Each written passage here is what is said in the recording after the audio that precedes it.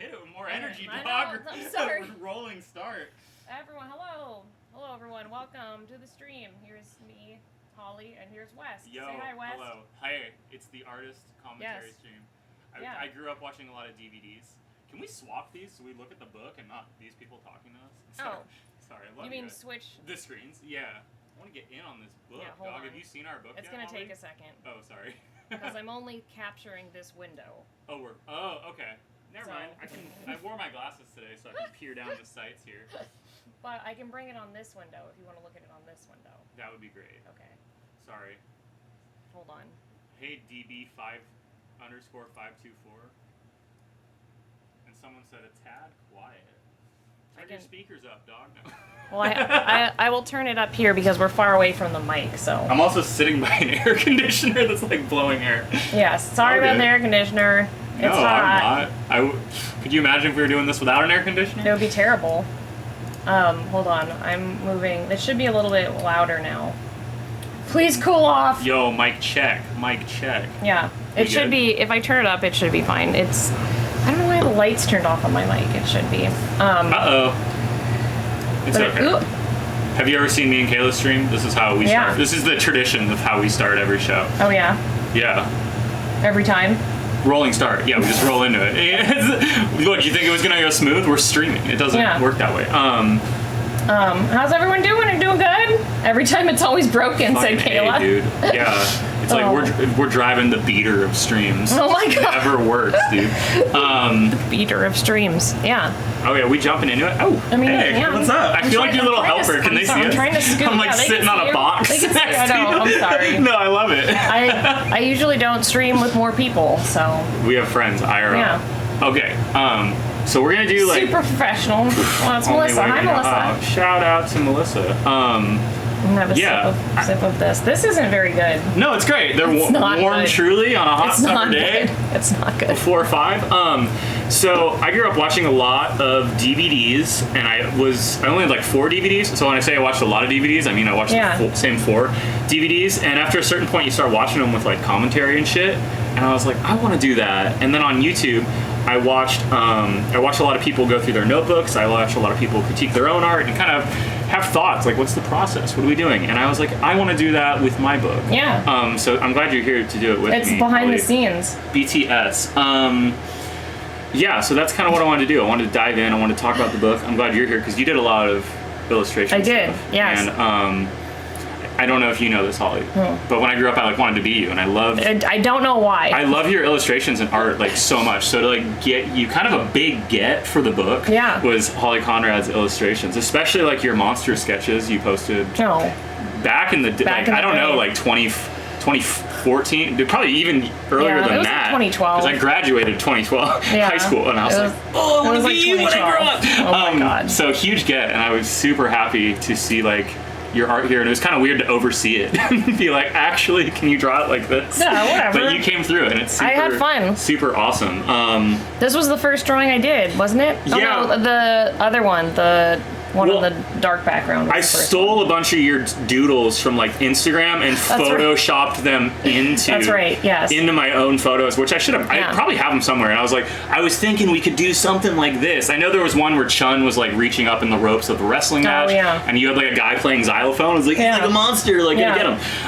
So I was really stoked to kind of like weave your art, which is like what we did on this cover here. So I'm just looking down the sights at it. Yeah. Do you want me to open it? No, I want to keep on the cover for a sec because there's like a lot of stuff to talk about. Okay, I just like pushing the button. But. I know, I know, dude. Because covers are like hella challenging. I think we talked about that earlier. Yeah. Like when we were trying to do the cover, it was like, well, what are we gonna do? And originally, I worked on this book for like 3 years, and it was like, I'm gonna call it "Live the Dream, Die the Nightmare." And I was like, that's fine. And then you were like, edgy, why did you let me do that? I don't know. It's your book. I'm not here to tell you what's right and what's wrong. Yeah.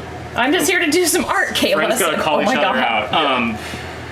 And it was like, I wanted it to be like black and white, like high contrast, and I had like a wrestling photo, and I was like, this was like the original plan, and it was like very Thrasher magazine inspired. Yeah. Like Wizard of D said that's an awesome name.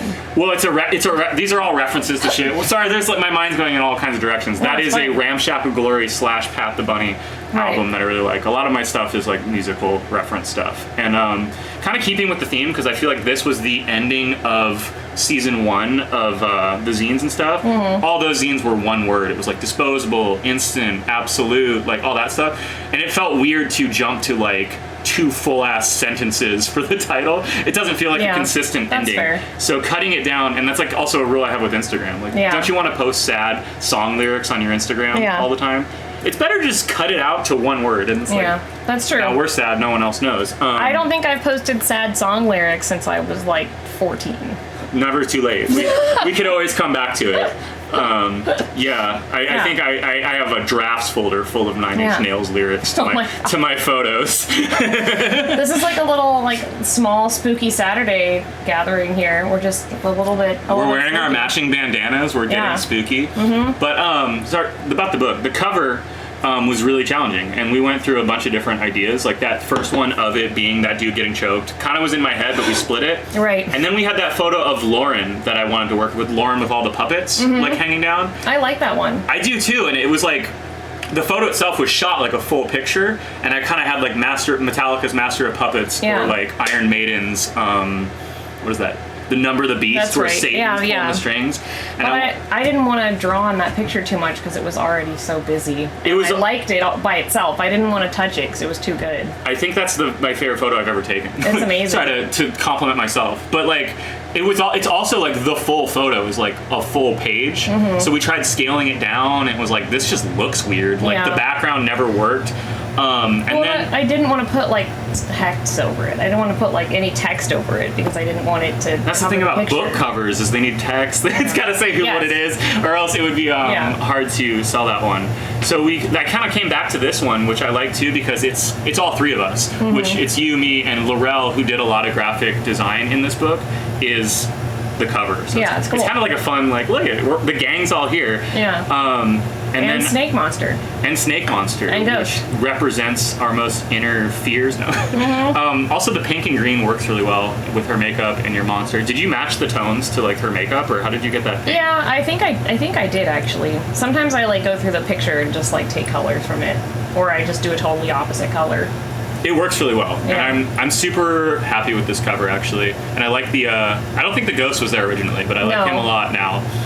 And the only thing I don't like, sorry, this is on me. The ground was too short here. Oh, so if you look in, you can so clearly see this line where I photoshopped the ground to be further. And I didn't notice. The original photo, the window is like cut. I faked that window. That window's the bottom, remade and like flipped into that, and I extended that. Yeah, so I didn't notice. Thank you. That's the goal. Yeah, it looks good. It's hard to see past the snake monster and woman to look at the floor. To look at the window or the floor, yeah.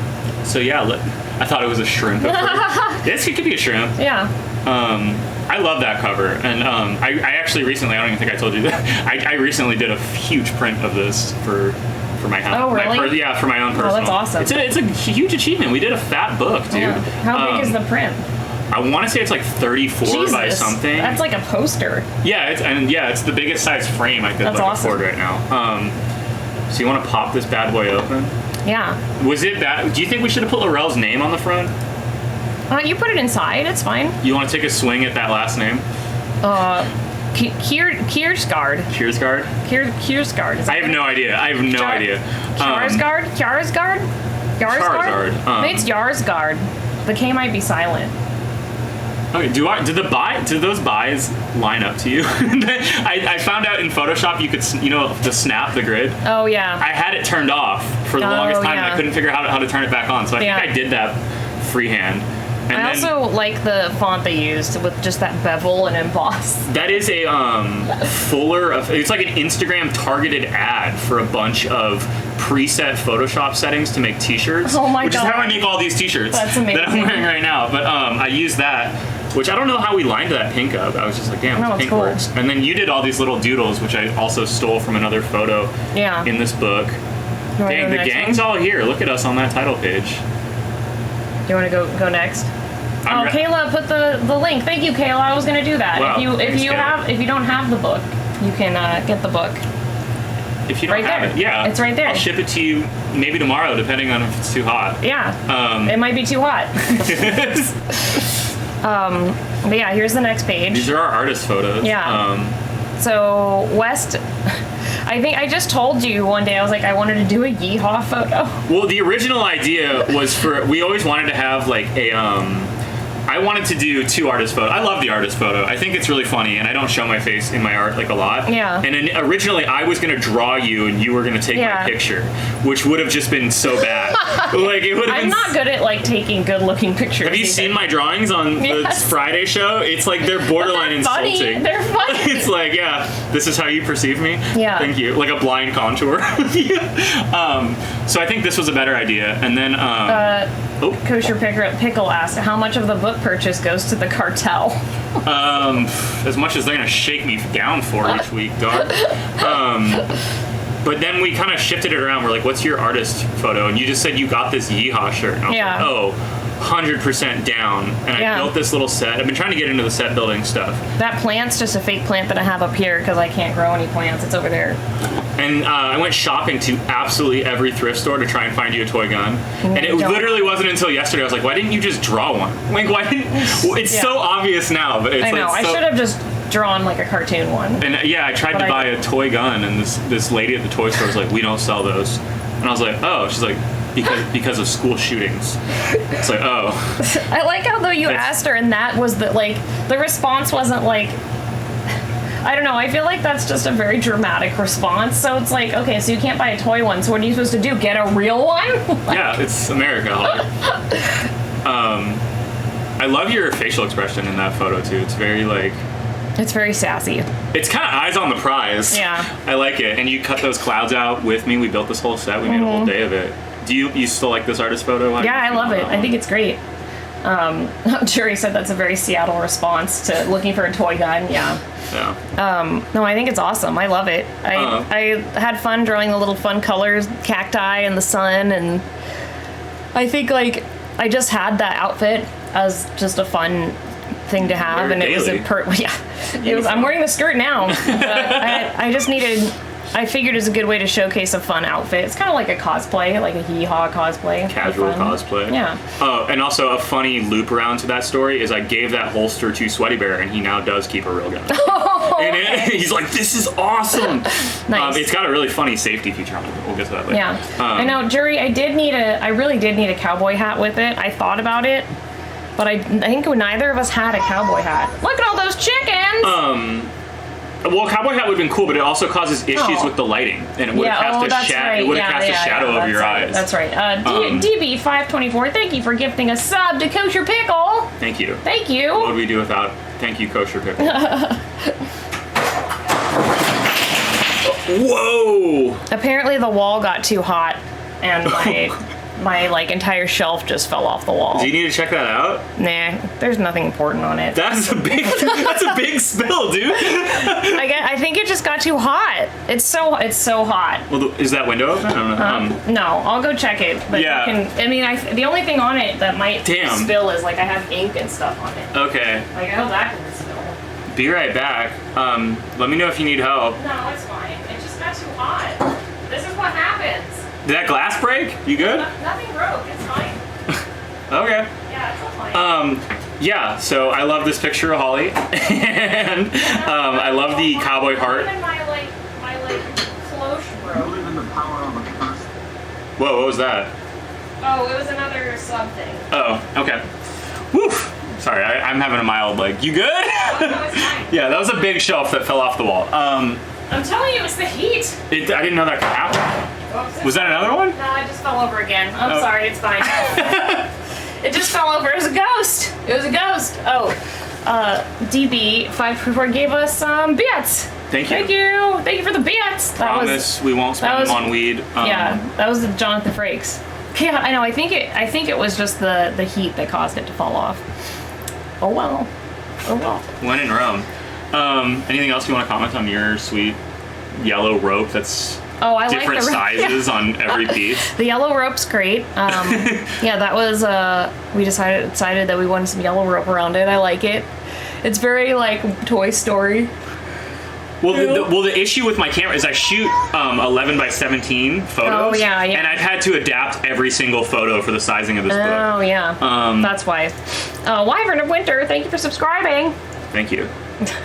I'm sorry. This is my normal stream. I'm just going to start yelling things. I like it. It's cool. I'm like, I'm in the stream? You and Kayla should do that, too. I don't even I have the chat hidden. I don't look at any of this shit. Sometimes, Kayla. I'm not good at this. It's my first day and all that. So that's my artist photo. I'm Peter Criss. So I don't get this. Please explain it to me. Okay, but why are you a cat? Because he's the lamest member of KISS, in my opinion. He always looks bummed. I have a favorites photo on my phone of all of his different makeup, and he looks bummed in all of them. And I was like, oh, because I wanted to do that one. We did this at Orange Magpie. He is not. He is. He's the worst one. There's a demon. There's like 2 space alien guys, and then there's a cat. He's like a tough alley cat is like his thing, but it didn't translate to me. He's a cat. So I took this photo as kind of a joke, and like so many people love it. Like I gave a sticker to someone at a restaurant, and the guy's like, "I gave you the KISS Army discount for fellow KISS guy." Wow. I got like a free breakfast out of it. So I used this one as a sticker. The barbed wire is like an old wrestling asset I've been using. Sorry, what was that? That's my Mojo emote. Shout out to Mo. She's not here. She just heard that loud noise and won't come out for 5 hours. And then I am completely naked behind myself in this photo. Oh my god. Which originally I was like, it would be funny to be the guy from KISS and be naked. Yeah. But we scrapped nudity in this book, and also bold first page is the artist naked. Yeah. So I kind of scrapped that, and then this joint did set off the fire alarm. It's also 4:30. I think it was like 4 a.m. when we took this. And had it's a tobacco only product. It's a spliff. Terms of service. Tobacco only. Yeah. No, it wasn't. Like, I don't smoke cigarettes in my house. Oh, okay. I'm joking. The Twitch terms of service. Okay. I get it now. I get it. Sorry, yeah. It's just you're smart okay. joke. Yeah. It set off the whole fire alarm, and at 4:30, and my whole house came upstairs, and they're like, "What the fuck are you doing?" Oh my god. So that's that. No, Jared has a weed emote. Look. Terms of service, Jared. See, I know. I know. Back at you. No, it's great. Yeah, and I think that's all I got to say about our sick artist page. Yeah, I agree, Jury. Twitch should be cool. ACAB. Yeah, dude. Jeff Bezos smokes weed. I saw him. I saw him, yeah. Okay, this one rules, dude. Yeah, this was another one that I just started doing one night and just started having fun, like, making shapes. Like, I just was taking people's faces and just making weird shapes on this. Mm-hmm. And just, like, it just turned into what it turned into. I just wanted to make something interesting on people's heads. And the monsters were just started as shapes. Do you have a favorite monster? I mean, you did it. You made something interesting. I don't know if you can see my mouse. I love this guy. His little, like... Middle one on the left. I love that guy. His silly little, like, beak and this little tiny bird tongue sticking out going... Did you, so are these like faces reference to the actual faces in the photo? Or did you kind of base it on that? Like the facial expression at all? Because it's so hard that we can't point. Well, between the two yellow, that pink one that's like screaming. This one. That's a very similar face to the face that I guess I kind of did. Some of them I did, like, he's obviously singing. So I had to, like, change that. Yeah. Fucking love that demon face, this guy, I just wanted to make really exasperated, like, oh no. Which, if you're in Seattle, this person on the far left with the bird is the singer from Nautical, and then the yellow one in the middle is the guitarist from Nautical, really? Which is like a Seattle, like, kind of hip-hop, like, hardcore experimental band. And it's cool. It's kind of cool that you match their color schemes, like, unintentionally. Oh, yeah. This was at a house show called the Woodland Park Zoo with an X.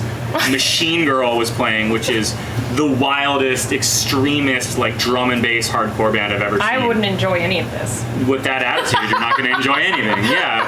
I had the time of my life at this. That's good. And there was like a dab rig pen of DMT getting passed around. What? So everyone's hitting DMT, and it's the craziest music I've ever heard. Just the most extreme music I've ever heard. Like, look up just Machine Girl, and it's how I imagine... I think you've played it for me before. ...doing bath salts would sound. If that makes sense. I don't know if bath salts are like a terms of service drug you were saying or whatever. No, they're very relaxing when you take a bath. for shows like this, I'm popping Flash at the crowd like 100%, and this is like one of the really stoked ones I got. I think they were moving out. They got evicted, so they booked this extremely hardcore show. They got evicted? And they went all out. Like, you can see there's professional lighting like nailed to the wall of this place. I wonder why they got evicted. I don't know. That's a joke. Probably for smoking weed or whatever. Having parties like this. Well, I really enjoyed doing this one because it just had so much going on, but everyone was so unique. It's like a Renaissance painting. You know That's what I mean? I'm going for. There's a bunch that are this Renaissance. Yeah, I feel like it's got the Renaissance painting, which is your eye go. What is it? Your eye goes like that. I'm trying to do the circle. The golden Fibonacci. Yeah, the Fibonacci ratio. rule. It has like the little. You know what I mean? But like your eye kind of follows that circle landing right here in this like hand. Like if they're, you know what I should have put in this hand is a dagger. That would have been sick. Not to, the director's cut of Dreams once we sell out. Because it looks like this person's like, it looks like they're, the golden ratio. Yeah, thank you. Yeah. It looks like they're like stabbing it. It looks like it's like a weird like. That would have been sick. Right? It looks like a weird like hedonistic like hell scene. Have you ever seen those hellmouth scenes in medieval art? Not off the top of my head, but I've been to all that's what it museums. That's what it reminds me of, is like a hellmouth scene. If anyone. I love that screaming main singer. You did such a good job, and you do such a good job at like clipping that mic, like. Oh yeah. Like that looks so good. I kind of drew around it to help it look like it was a transition, like coming out. I want to talk. I want to talk about it. We don't have an unlimited budget. But ever since I've seen your grandpa's cells here, I couldn't stop. Like, how sick would it be if your art was on like paper, like those cells, and it folded over the book? Oh yeah. We'll do that for the next book. It would be. But very could you cool. imagine? I remember as a kid. How do we print that? I had a book like that as a kid that was a nature book. And so you would like lift it up, those clear pages, and see like the anatomy of an animal like underneath. It's doable somehow. It's very cool. And we sell the book for like $500 because it costs us everything. So yeah, I love this. I thought it was a really strong opening to the book. I stretched out this. Both people's heads are stretched and mirrored because the page. Like once again, I had to do a lot of tricks to make these pages fit. But yeah, that's a good one. I like it. Do you want to go to the next one? I would love to go to the next one. Can we show this? Is this cool? That's fine, right? There's no nudity. No, it's just covered up. On 420, I was drinking White Claw and smoking weed in the park with my mom, and we didn't have a lighter, and I bought 50 joints, which were cheaper than buying a lighter. And my mom, I was like, just go offer a joint to someone, Mom, and get a lighter. She's like, I'm gonna do it. Oh my God. And she walked up to this person. This person? Yeah. Rebecca was in the park, and my mom's like, you're so beautiful. You're like an angel who's fallen from above. And like, they're like, hey, I'm like, yeah, so this is my mom. Like, oh, good seeing you. Yeah, they were just it was just, Seattle's hella small, so I run into people like that I all love the time. their look a lot, and that coat. It's a great coat. What a look. Wisdom D just said, man, your life is weird. It's not. It's or not. wild. It's not weird, wild. So from that last page, I said that band Nautical. When I was talking, the page on the left is this is the same person in both photos, and this was Nautical's release party, and it was at this place called the Ruins, which I guess like someone in the band like worked there, because we had no right having like a hardcore like show in this place. Yeah, like, look at all these chandeliers. Fancy. This building was absolutely gorgeous. So like, what is it normally?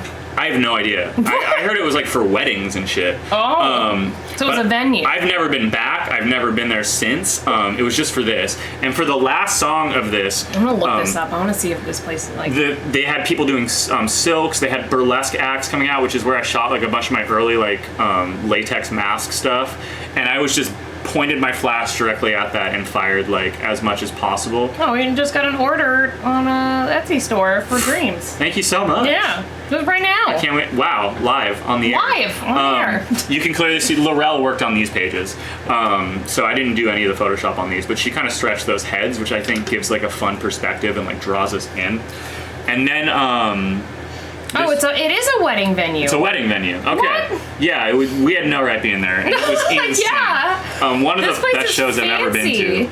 Oh my God, this is so fancy. Yeah, and that's where this happened. Oh yeah. I'm gonna show it to the camera. Look, here's a wedding there. Same building, yeah. Look, this is someone's wedding. Be able to see that? Yeah, they'll see it. I have to bring it up. Yeah, there's someone's wedding at the same thing. People in very fancy outfits.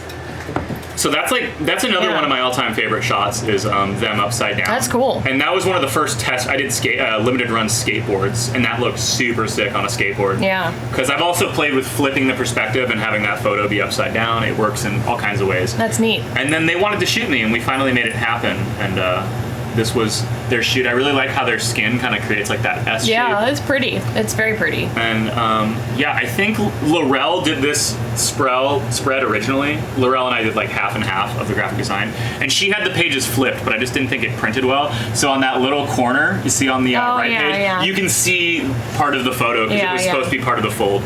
But that's funny. Oh well. Yeah. This is when I was really studying studio photography. Like it's really awesome. Hard. Thank you. I love that picture. It's one of my favorites of yours. Just, really? Yeah, because I love the pose. Wow. I love the outfit. I love her makeup. I love the lighting. It's great. Did my best. Yeah. That mullet, or what is that? I love the hair. The haircut. It's a fashion mullet, Wes. This was before that. Yeah. This was like 3 years before the mullet. It's a fashion mullet. She was ahead of the times. Trendsetter. Yeah. Truly. You want to go to the next one? I'm ready. Okay. There's the ones you just like. West wanted to use these specifically. I don't even think you drew them for the book. You just drew these, right? I just drew these because I don't know. I feel like I've done a lot of like just drawing recently. Like it didn't matter. I just drew it. I just wanted to draw them, and so I feel like Kayla and I have always been on a like possum, raccoon, like trash animal kick. Like it's on brand. Yeah, a trash animal kick. And you always said freak what you feel, which is what That's actually I stole that from Kate Burwanger. Okay, so royalties paid to Kate. Okay, so you were telling me that, and I just decided to be like, okay, I'm gonna draw it as a possum, and then you put the raccoon in the back looking all sad. Well, but there's a lot. He was a different drawing, but he's just like, hey. Gang's all here. There's a lot to like kind of unpack in all those things you said. Yeah, Freak What You Feel was also the very original title for like before I did any books or anything. I was like, I'll call it Freak What You Feel, and Kate's like, that's my thing. Don't steal it. I'm like, hey, people steal shit I say all the time. Yeah. About it. But I put them there because it also kind of mimics this like weird portrait, which also, if I could, I would put these photos later because isn't that Kate? That's Heather. Oh, that's Heather. Right. Sorry, Soltris on Instagram. And that's you. That's me. Yeah, this that's was West dressed. Original college portrait, which also it's just kind of weird that the first couple pages open with me so many times.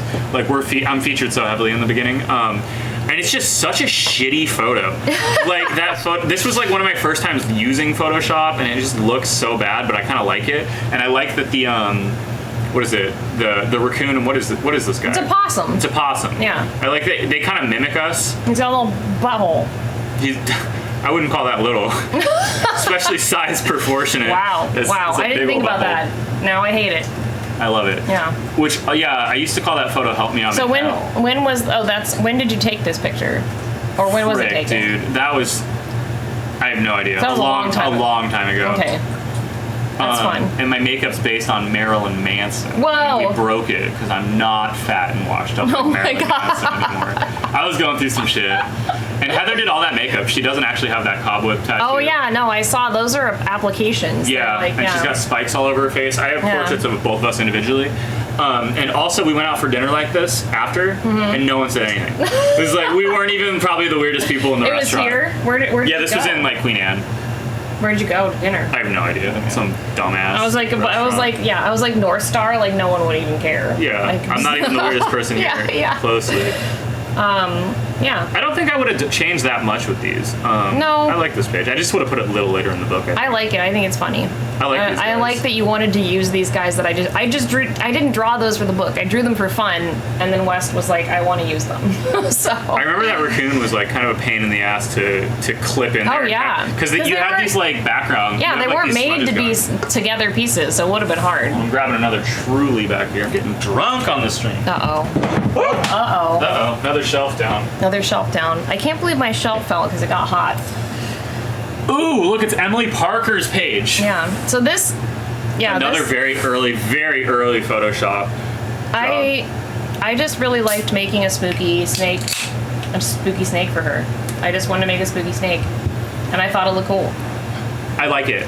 The worst part, though, is that she actually put blue food coloring in her eye. Yes. That's super gross. Don't do that. Emily uses they, them pronouns. Okay. Heads up. Well, they put real blue food coloring in their eye. Blue food coloring in their eye, which is disgusting. It also says explicitly on it not to put it in your eye. Don't put it in your eye. It's like one of the few things it says on those tiny bottles. I absolutely love that photo, and I go back and forth. Do you like the tear? Because I kind of think that both of the photos are really powerful on their own. And I wonder if this was another really early Photoshop job. Yeah. So I go back and forth. Sorry, Wyvern of Winter said that is so unsafe. I was like, yeah, it is. I mean, I didn't get into art to be safe, dog. Like, yeah. Come on. It seems very unsafe, but it does. I mean, I think it looks amazing. It looks really, really cool. I think this was my first shoot I ever used, like, the strobe lights that I use on my shoots now. I was very new at this. And something that absolutely fucking kills me, and if you're shooting photos of water, this will drive you crazy too. How the fuck did I not take a couple steps back to make sure their reflection isn't cut off? Like, that centering is just such like a, it's is that something so you odd. learned? Like, you learn by fucking up. Yeah, it's just like, well, duh. Like, there's a bunch of things that I've learned along the way, one of which that I always follow in photography is when you take a photo and you think you got the shot, always scan the entire outline of the photo. Don't look just at the subject. Look all around. Yeah. Look for limbs cut off. Look for reflections like that. You're 100% right. If you had just backed up a bit more, that would have been so much more dramatic. I know it would have been more dramatic. We would have had that beautiful contrast. Yeah. I know. But it's still a beautiful picture. I still love that picture of them. Like, I love the position. I love the juxtaposition. Oop, sorry, Mike. I love the juxtaposition between that and the close-up, and that they're both black and white. So, oh my God, Schnauzer said, "You learn by fucking up." Wes Smith, 2021. I mean, it's true though. It's definitely true. We all learn by fucking up, and I think that's something that you can look at from your older art. And look at your newer art and be like, oh, I learned that. Like, wow, yeah. Or you're like me and you forget and just fuck up again. That's so embarrassing when when you just keep we all do it, make the same mistakes. Like, God damn it. But eventually you get it. Eventually. Oh yeah, the snake does have no reflection because it's a monster. Oh, I didn't even think about that.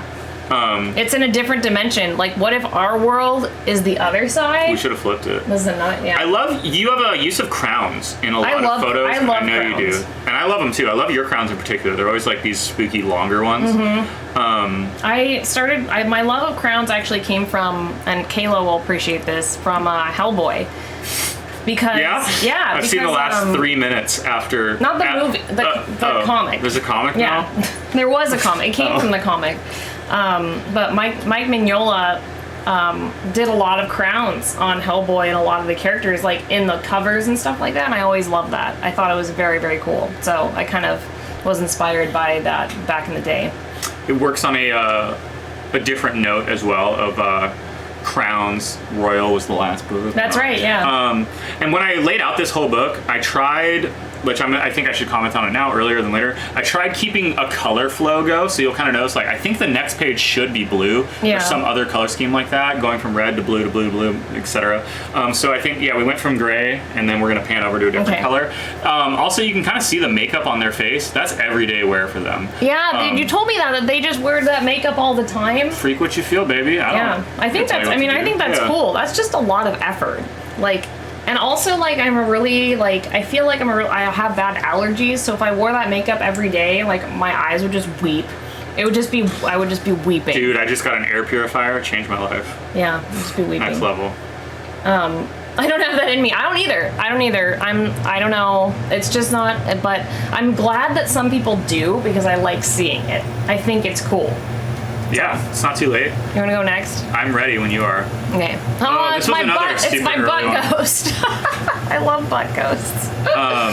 So we went, like I said, we went from that blue, the colder colors, into this one.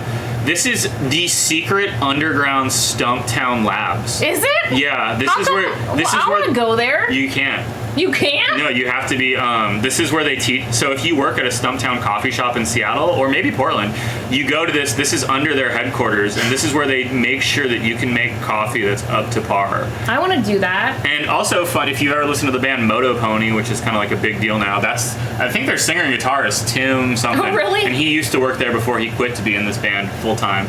So super cool guest appearance. That's cool. And the fun one, so that middle stool wasn't even there. I created that middle stool because you gave me your files for these ghosts and I superimposed them into this to stretch that photo out longer, which that looks pretty freaking good. Same with that espresso machine. You wouldn't know that espresso machine was clone. Did it have two portafilters? Was it I guess so, because otherwise that ghost on the right was directly in the seam of the book, so I had to stretch that photo out. I used to be a barista. I love this book. Me too. I used to the butt too. Ghost. You used to be a barista. I used to love butts too. I did. I was an ass man. You know me. Yeah.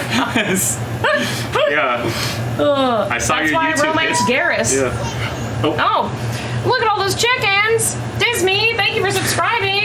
Good to see you. Everyone's here. The gang's all here. The gang's all here. The gang's all here. I'm seeing so many familiar faces. This is it's like hanging out with your class, your favorite class. And my best friend, Holly Conrad. Yeah, it's like my neighbor. You're doing a photography lecture to our favorite class. Yeah, self-critique and art critique. I love your ghosts. I'm genuinely having fun. Good. Yeah. I'm genuinely having fun. I genuinely am having fun. I normally hate, I don't hate it, but I normally get stressed, socially stressed, social anxiety. I could tell at the start. I was feeling it too. I get stressed out. I don't know why. I think it's the trick is you got to suck down a few of these Trulies before you hop in here. Yeah, that's the trick. That's the trick. You're doing a great job. Yeah. And I love these ghosts. And someone commented, remember when you tweeted that there's only one butt in the book? Yeah. I get so many tweets of, actually, there's two butts. There's two butts, yeah. The ghost has cheeks. Oh, that's right, because the ghost has cheeks. Some clapping. I forgot that the ghost had cheeks, yes. Yes, the ghost does have cheeks. What made you want to draw this ghost with a butt like that? I don't know, I just thought it was funny and cute. Because it looked like, it looked like they were waiting to go into some sort of afterlife, purgatory situation, and I wanted them to just be chilling, and then I thought about I first drew him just like a regular ghost. Oh, Gamer Darius, thank you for subscribing. Aww. I drew a regular ghost and was like, what if it had back? Well, no, I was oh, Gamer Darius got a new job. Congrats. Yay. No. Social anxiety, it's real. It's a real thing. Never heard of her. No, but it looked straight up like a pee-pee. It looked like a penis. I could see that. Yeah, and then I was like, what would make it not? Or a tampon, really. Yeah, I was like, what? Yeah, Kayla said, what if he thick? And then I was like, what if he thick? And then it wouldn't look like a penis, and he would have a funny butt. So. Looks great. Everyone wins. Everyone wins. Look at this weird bomb shelter of a coffee. Sorry. No, it's weird. There's glass between that bar, too. I know. So that's why I thought it was weird, because it looks very, industrial and like a bomb shelter. It's just there's all these maps on the wall of our plan of escape. Yeah. So I was like, ghosts. They need to be ghosts. I have portraits of Tim in here too. That's oh yeah. So let's move on to the next one. Okay. We got a lot of books to cover. Yeah, I know. It's a large book. We're chilling. I should have brought more Truly. Yeah. Tell me the story behind this person, because their makeup is incredible, and I don't know the deal about it. I didn't want to add anything to this page because it was already too amazing. I didn't want to. There's some pages where I was like, I don't want to touch this because there's already so much going on. Thank you. There's a lot. Yeah. So here's a fun thing that everybody can relate to. I used to be really fucking bad at photography. Who wasn't? It's a lot of shit to dive into. Well, when you start anything, you have to learn. Yeah, you just look at a Renaissance painting. I'm like, oh, I'll just do that. Yeah. Obviously. But when I started to take photography more seriously and was like, damn, I'm not doing it's frustrating, and I feel like you might be able to relate to this when you draw or when you do any kind of art and you see where you want to be. Right. You look at these photos and you're like, why does this look so polished? What am I doing wrong? Right now, I feel like that when I look at people playing the accordion versus how I'm playing the accordion. And I want to get to that pinnacle, but I know it's going to take a lot of work. When you're in the pinnacle, you're always on top. Yeah, right?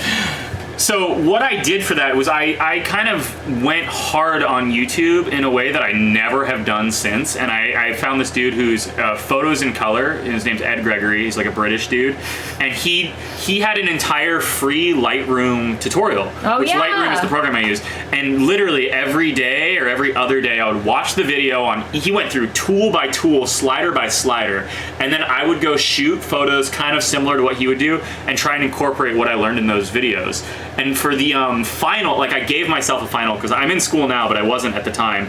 For my final, I went to Kremwork, which is like, it's a major like drag and queer venue that I was shooting in like semi-regularly when I first got to Seattle. Yeah. And I did a lot of portraits that utilized every single tool in Lightroom, which is like, I don't recommend doing that because that's overkill in most situations. Like if you look at the mirror, like there's gradient filters that are cutting the sides of the mirror so that shadow kind of bleeds out. That shadow is like artificial.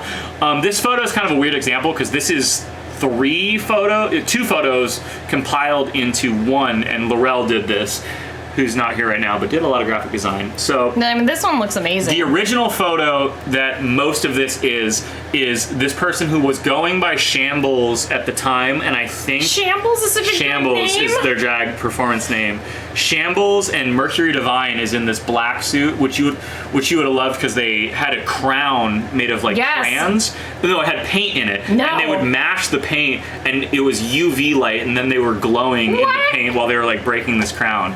So the original photo was Shambles on the right, or that would be the right on the stream, looking in the mirror, and Mercury on the left, and those two people are real. And then Laurel compiled the third photo of Shambles by themselves in the shadow. Well, I love Shambles. I do too. I want to say they're Finn James 666 on Instagram now. They're credited in the back. I looked it up as of like a month ago.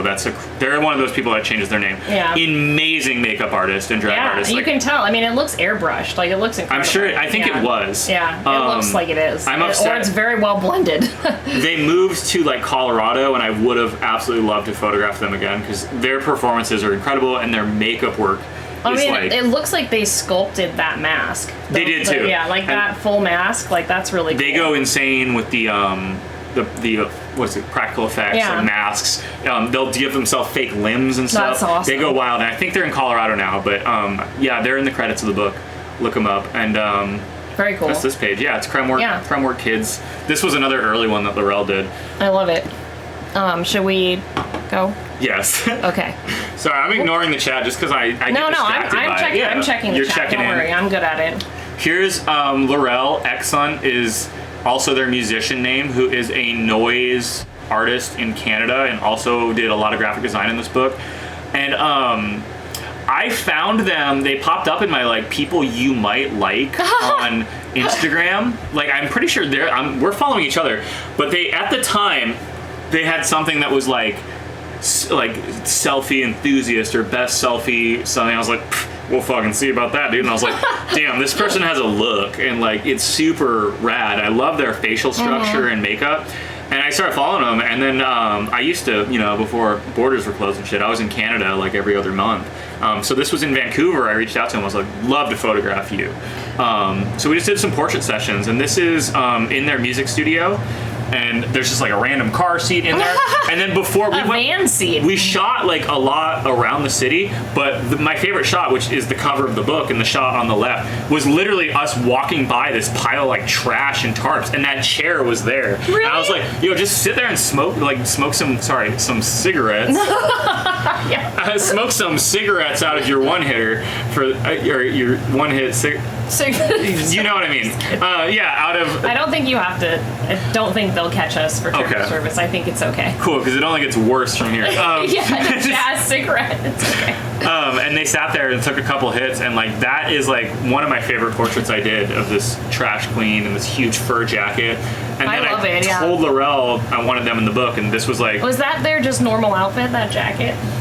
I think so. They dressed pretty cool, but they kind of did a couple looks for this photo shoot because I hung out with them for like a full day. And then after the shoot, I was like, they're like, yeah, I do graphic design, and they linked me to their site, and there was like a lot of cool magazine template stuff. Like they did a lot of cool graphic design work, and I was like, hey, would you be interested in like helping me put together this book? And that was like 3 years ago. Yeah. And that's how that came to be. So I still love this spread, and I just came back and put your monster in on this one. Yeah, it's good to see it juxtaposed with next everything. to it. Yeah. Whoop. There we go. All right. Now this one I feel like it was. I didn't do anything to this one because it was so similar to the other I love crowd big shots. Renaissance scene, but I think my favorite thing about this one is just how different everyone is. Like these people look elated, like they're having a great time, and it looks like this person is maybe crying. This was at a secret venue that I'm not going to name. Okay. On stream, and this was because West is so cool. Well, no, because I've been talked to a couple. It's the beer sign back there because they're really afraid of getting shut down for selling alcohol in wherever this place is. But this was at a Youngster Gigi, which is they were like a hardcore trap band. Their hit song was called Too Depressed to Fuck, which was the best Tinder anthem you could have for like a long time.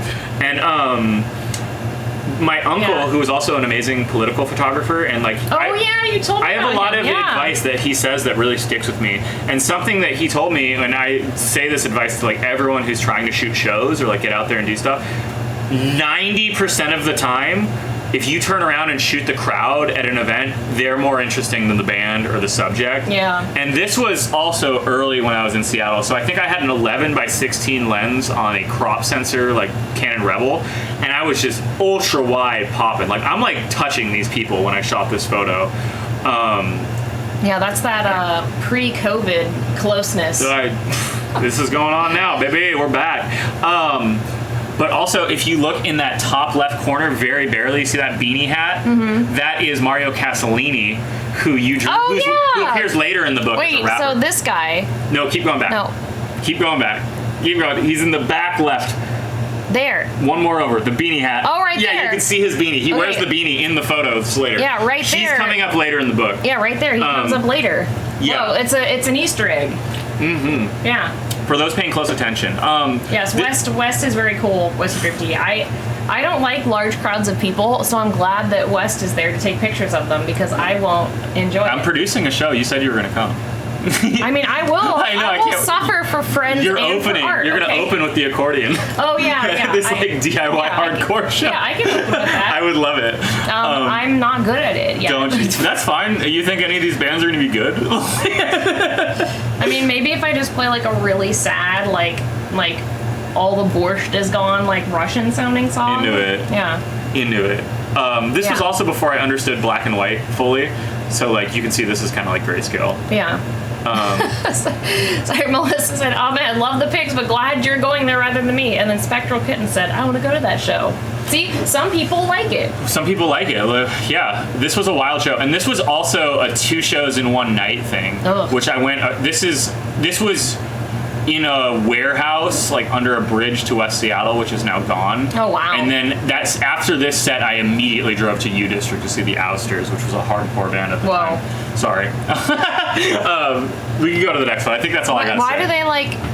It's like my art space is getting demolished. And this is I love this one so much.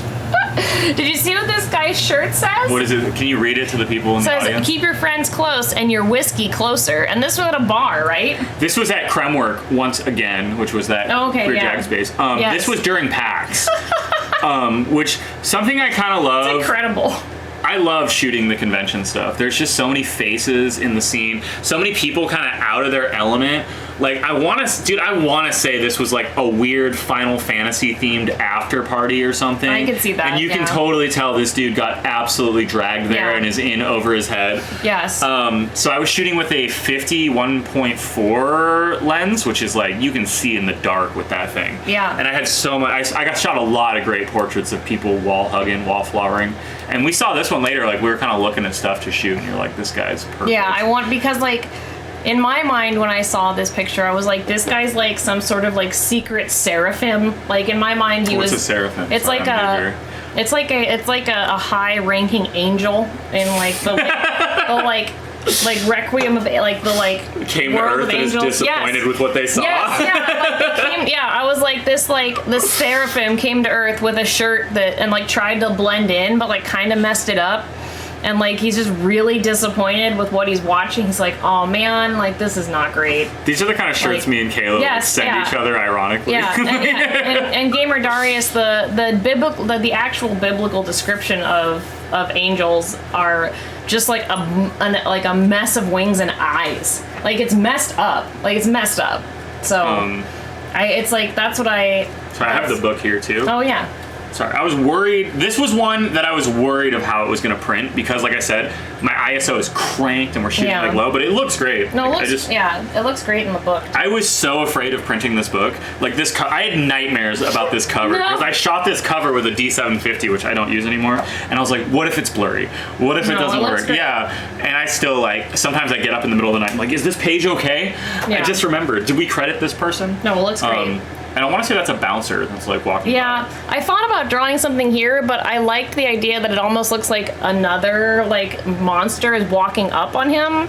Okay, it's like it mysterious. It looks like someone is like coming up. I just thought that was really cool. So. And also in the stream, I think this looks worse. Like it doesn't look like that in the book. It doesn't look like that in the book. This is just the template. Yeah, I just get, even though the book's printed and sold and no one's ever said anything, I'm still like... Kayla said that the eyes say I'd rather be gaming. Would I not? Yeah. Oh my Gamer alert. Do you want to go to the next one? I'm ready unless you got anything else you'd like to add. No, it's good. All right, here you go. There's a lot going on in this Yeah. Okay. Hold on. I was worried about putting an ECCW photo in here. ECCW, it was I think they might be back, was a former Canadian wrestling company that has had a lot of problematic shit come out about them. But, you know, I printed it. That's one of my favorite wrestling photos. It's really cool. There's so much going on, and there's like, I mean, there's just so many things leading you to this broken table and leading you away from this match. Yeah. And I ended up printing it, even though I have like. I don't know anything about it. Yeah, most people don't. And that's a weird line to walk with like printing art and like especially photos. I don't have control over how my art ages as much as like illustrations, you know? Yeah. And like I said, you're not really glorifying the people in it. It's about the picture, if that makes sense. Mm-hmm. It's not about glorifying the people if they were being shitty. You know what I mean? It's this kind of just about the actual shot, if that makes any sense at all. Yeah, what's up with Canadians supporting Trump? Like, how does that make sense to you? Like, it seems so weird. That was like the least worst of it. But like, I saw a post recently about it, and I was like, why do you care? Like, sorry. Yeah, that's rough. But I think this was 2019. I tried to work a wrestling show everywhere on the West Coast. So I did Canada, all over Washington, Oregon, California, and then that same year I also worked London and somewhere outside of London, and came back and did Ring of Honor tour. So I did a lot of wrestling. That's where like a lot of my good wrestling photos came from. So this was ECCW Barroom Brawl 11, and then next to it, you know, trying to keep the colors on par with like the floor matching that. That is Al Pickle, the singer of the great band Great Grandpa from Seattle, and their name is Pickle Boy, or is Pickle it Boy? Okay. Big Bad Pickle Boy. Big Bad Their Pickle. real name is Al Pickle. Al Pickle. Al Pickle. Sorry, truly is getting me the burps. And I reached out to them. This was like one of our first photo shoots. Kind of was inspired. Like, do you ever see like the old pictures of like Kurt Cobain when he was like younger and stuff? I was like, man, I feel like I'm surrounded by so many talented musicians and talented artists that I mean, it sounds like such a starfucker way of putting it. It's like, I would love to have those early pictures of these people before they blew up. Yeah. So as part of like a college project, I reached out to multiple musicians that I felt like I really liked and felt like these photos are going to be crazy. Like one day, this person's obviously going somewhere. Yeah. And Al was like one of the absolute top of my list, and has also become like one of my best friends and someone I've photographed. They are very nice. They're super nice. And this was the first shoot in their kitchen before they moved out. The colors are really weird. It's kind of cold, and I think I exaggerated their makeup in post because their eyes did not look. Well, that's why. It looked weirdly sterile, which is why I ended up drawing the alien. I just did this for fun. I didn't even know if I was going to use it, but I ended up really liking it a lot because I thought it was really funny. I like their little gangly limbs. I like that. Is he reacting to the wow that the aliens on the table, or the wow that the wrestling? I don't know. I think like my idea was like if it's like an alien autopsy and the alien's just like, man, what a bad day. Here we go like, again. Like I hate Mondays Garfield moment. It was like, haha, wow. Like I think I was channeling Kayla. Amazing. That's the Kayla's catchphrase. Haha, wow. Amazing. Yeah. Or just haha, wow. Like, and then the alien says it in Kayla's voice. Yeah. This photo is part of, like, obviously for shoots I do like a lot of photos, and like I said, this was for college, and there is a version of this photo where there's like food and plates all over. Oh. And dude, my college professor was such a fucking butt plug, dude. Oh yeah, you didn't like him. And he was always trying to like, he's just looking for that one thing, and he's like, does anyone in the class want to tell me what is wrong with this photo? Anyone notice anything? On your picture? Yeah. Oh, not this one, the one where there's food. Anything off? And he's like looking around, like he's such a Professor Snape like vibe, and like he's like, I finally got him. He's like zooms in, he's like, there is a butter knife here and a butter knife here. There's 2 knives in this photo. These are the details we should be looking what? for. It's like, we didn't want to get the butter knife all over like this food. I just remember his smug look of like, I got this guy. Oh my we God. finally got him. Sorry. Melissa said, my favorite type of professor, yeah. So, yeah, frick that dude. I had a professor, I just want to tell this story because it's really sad. Hit me with it. I met some of my best friends in college, my friends Mark and Hillary, when I was in my 8 a.m. history class in the lecture hall, and my professor would throw t-shirts at people if they asked So I pictured t-shirt cannon. No, like he would throw t-shirts at people. He would throw t-shirts at people, like in the huge lecture hall, like a whatever, like 300-person lecture hall. And I would always sit in the front because I'm a good student. Thank you. Is that the good student? I don't know. I just was scared, but I was so tired because it was like at 8 in the morning. I was I was so tired, mostly because I was playing WoW until like 3 in the morning and doing raids. But I was so tired. My friends were I wasn't friends with them yet, and they were sitting in front of me, and I had fallen asleep behind them, and like he had thrown the t-shirt to someone else, and it hit me in the face when I was asleep. Did you keep the shirt? What did it say? I just like started crying and just like ran away, and like I remember seeing like my fight or Mark, flight, who I'm like friends with now, just being like, oh my god, so dramatic, and I like heard him say that as I was running away. That's such a weird thing for a professor to do. He actually looked at me and was just like, oh, were you asleep? And I was like, I was asleep, and it was terrible. I was thinking. I was just so tired. History? It was history, yeah. No, I was a history major. I was thinking about history. I wasn't sleeping. So that's all I got to say on that one. Smeatkeeper said that this is almost a diptych, the framing rule of thirds. Yeah. A diptych? You're out-arting me. What does that mean? It's like the rule of thirds. Like three, it's like a 3-panel. Oh, because there's 3 people. No. Yeah, it's like a 3-panel thing. I gotta grab my water. I gotta get hit of water. Uh-oh. Oh no, that professor was fine. He wasn't he was trying to be sassy. He didn't know I was asleep. He was actually very nice. He was actually a really good history professor, and he would always talk about my favorite thing, which is the end of the world. And he would talk about historically. He would talk about how America was following. He was a Roman history doctorate, and he would always talk about how America was going to fall like Rome. And I was like, yeah, man, yeah. Ready to hit that next one if you are. Yeah. Here we go. It's Poa. Sweet Poa. R.I.P. to a fucking real one, dude. Yeah, rest in If we peace. weren't in your office, I would pour some out right now. Not that many dogs, especially earlier when I moved to Seattle, not that many dogs liked me, and me and Poa just had something. Yeah. I don't know what it was. I liked the font you used and the clouds that you made. Can we say who's put dog Poa's? Do you care? Yeah. Oh, yeah. No, everyone knows Poa was Anna's dog. Yeah. Yeah. New Year's Eve, 2020. Who knew that it was gonna start a friendship? I went over and we were there for New Year's, and I met Poa, and I was like, I need to take pictures of this fucking dog. Yeah. And I kind of texted back and forth with Anna. I was like, I kind of want to do like a Katy Perry Teenage Dream thing, which was Katy Perry naked on the clouds, and she's like looking up. And I kind of built this out of pillow stuffing, which you can see the ropes like dangling. Yeah, but I like it. Poa's little Muppet face was like hamming it up so hard. Yeah. The Teenage Dream art originally was, or the Teenage Dream font was like. Everyone knows Poem. R.I.P. in the chat. Yeah. Pour some out if you can. But yeah, it was like a candy cane font, which just looked like shit on this. And this was another Laurel one that she slapped together. Which this almost looks like a rope font that would have looked really good. I like it. I know it does. On your Western thing. It looks very Western. I went branding with your one. I like it. But yeah. So why did you put that next to the fish head? And this was in Japan, right? It's a cooked. The colors seem to work. Yeah. I don't know what's up with that. I forgot about this photo. This was just like. I was just walking with a friend in Tokyo, and there's just like. But it's shit. Like, is it like this big? Like. It's huge, dude. And there's like a thing in Japan of just restaurants hanging like raw meat and shit outside. I don't know what's going on with that all the time.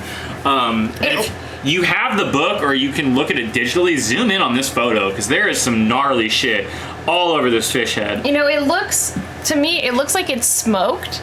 Like, it looks like a smoked fish head, and I don't know why it's out there. Like trophy? I really haven't, explored enough of Japan to really understand, why it's just out there, but... Culturally. Yeah. But, I feel like no one's gonna eat it because it's outside, but it looks like it's preserved, so I don't know. And the reason that I drew the Don't You Know Who I Am is, I don't know, I was having a moment. I was going through some shit. Yeah, I think it's a grouper. That's what it looks like to me, Wyvern of Winter. Oh, Jury said it shows how it's freshly smoked. It's advertising. Okay, so it is smoked. Okay. Throw some fucking rocks and shells and put it out on the curb.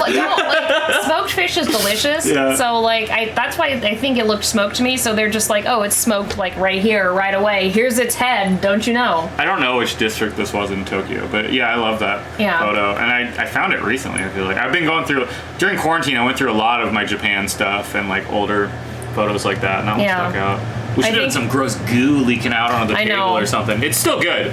That goo would have been cool. I agree. That would have been a nice touch. See, hindsight. I would have liked that. Would have been really cool to do some blue and green drippies on there. That would have been director's cut. Yeah. Don't you know who the fuck I am?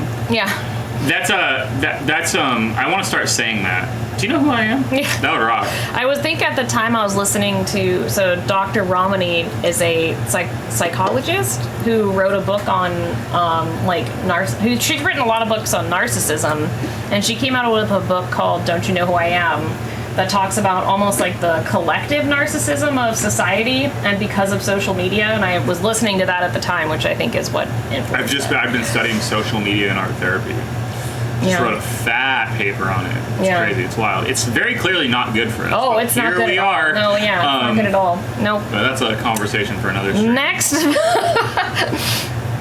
Hey, it's from the future. Yeah. This was the first and only band that ever brought me on tour. Really? Yeah, which was kind of cool because I play music and I used to be in bands and stuff, and I always wanted to go on tour and do the rock and roll thing, and it was kind of a bummer. I want to say 25 or 26. I felt like you have to kind of choose a lane for art, and I gave away a lot of cool musical gear because I felt like. That wasn't your path? Not only was it not my path, but I felt like I was hoarding cool, rare stuff that other people could use to create art. So I did give a lot of stuff away. But this band brought me on tour. It was great because I felt like I was living that. So this first photo is it's out of focus, but I think Laurel did a really good job at fucking up the frame and distorting it where it looks cool. That's just I think I used a rented 11 to 14 lens on my Nikon 750. That was in Alaska, right? That is at a house venue, which I don't know if it's around anymore, called Sunday School. Oh. And that guy in the air is now my roommate. That's Mark with his Jaguar. Oh, nice. Yeah, he's my roommate. See Plank from Ed, Edd and Eddy in the background. Oh my Celebrity God. Guest appearance. And that's Uncle Zesty's screening, which I love the composition of the dude in the air as well as the guy getting low. You couldn't pose a freaking photo like that, man. That's such cool. a crazy action shot. That axe kick, I'm sure that song sounded absolutely terrible because there's no way you're playing guitar and doing shit like that. And then that other photo, the ones next to it is also Mark, and that's in Tacoma as part of the tour, and Zesty looking back on me. I wish my name was Zesty. Uncle Zesty, Zach. I think he lives in Arizona now. It's 116. Uncle Zesty. Yeah. It's good. Uncle Zesty. From the future was... I still think their album, I think it's called Breakfast Pony, is like still one of, it's a post-hardcore album, and they were one of my favorite bands from Seattle.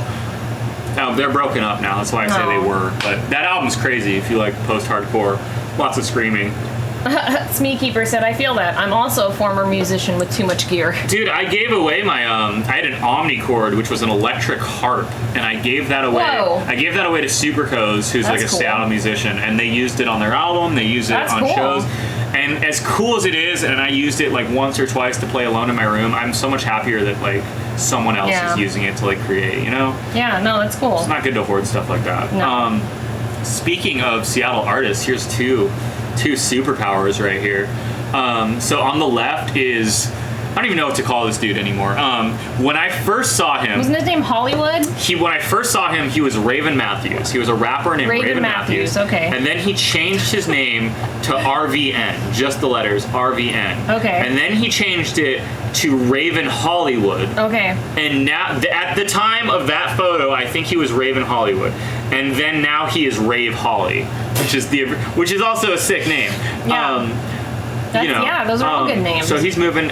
He's done a lot of cool, like, he's like a SoundCloud rapper guy who's done a lot of cool stuff.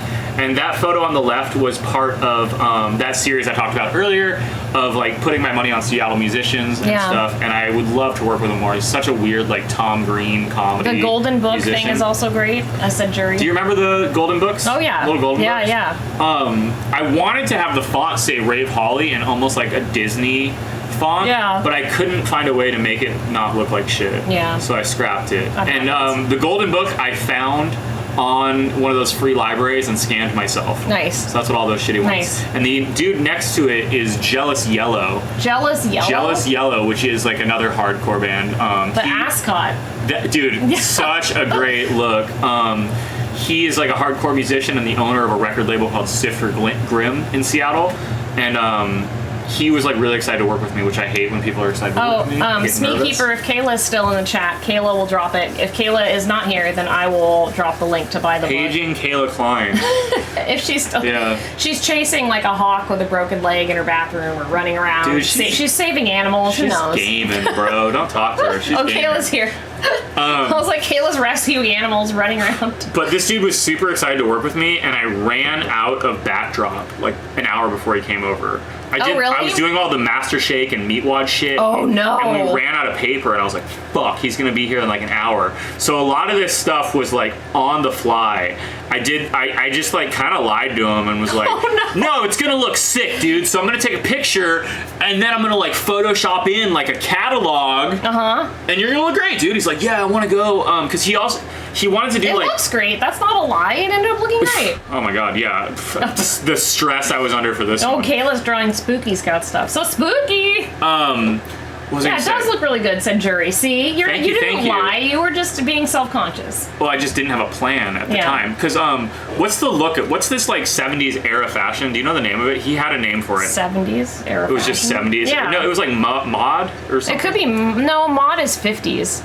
Maybe it was 50s. Because that shirt is more 50s. The ascot is 70s, so it's like, I feel like it's his own thing. Because he kept telling me like he wanted to do this specific like era fashion, and like he wanted to have like a whole fucking set, and I was like, dude, there's no way I can do that on a budget and like make it look good. He brought just a lamp.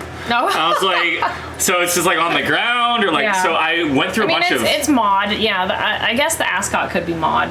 I went through a bunch of old Sears catalogs. Like scans of Sears catalogs and cut them up in Photoshop and scanned that masking tape in, and I think that did work.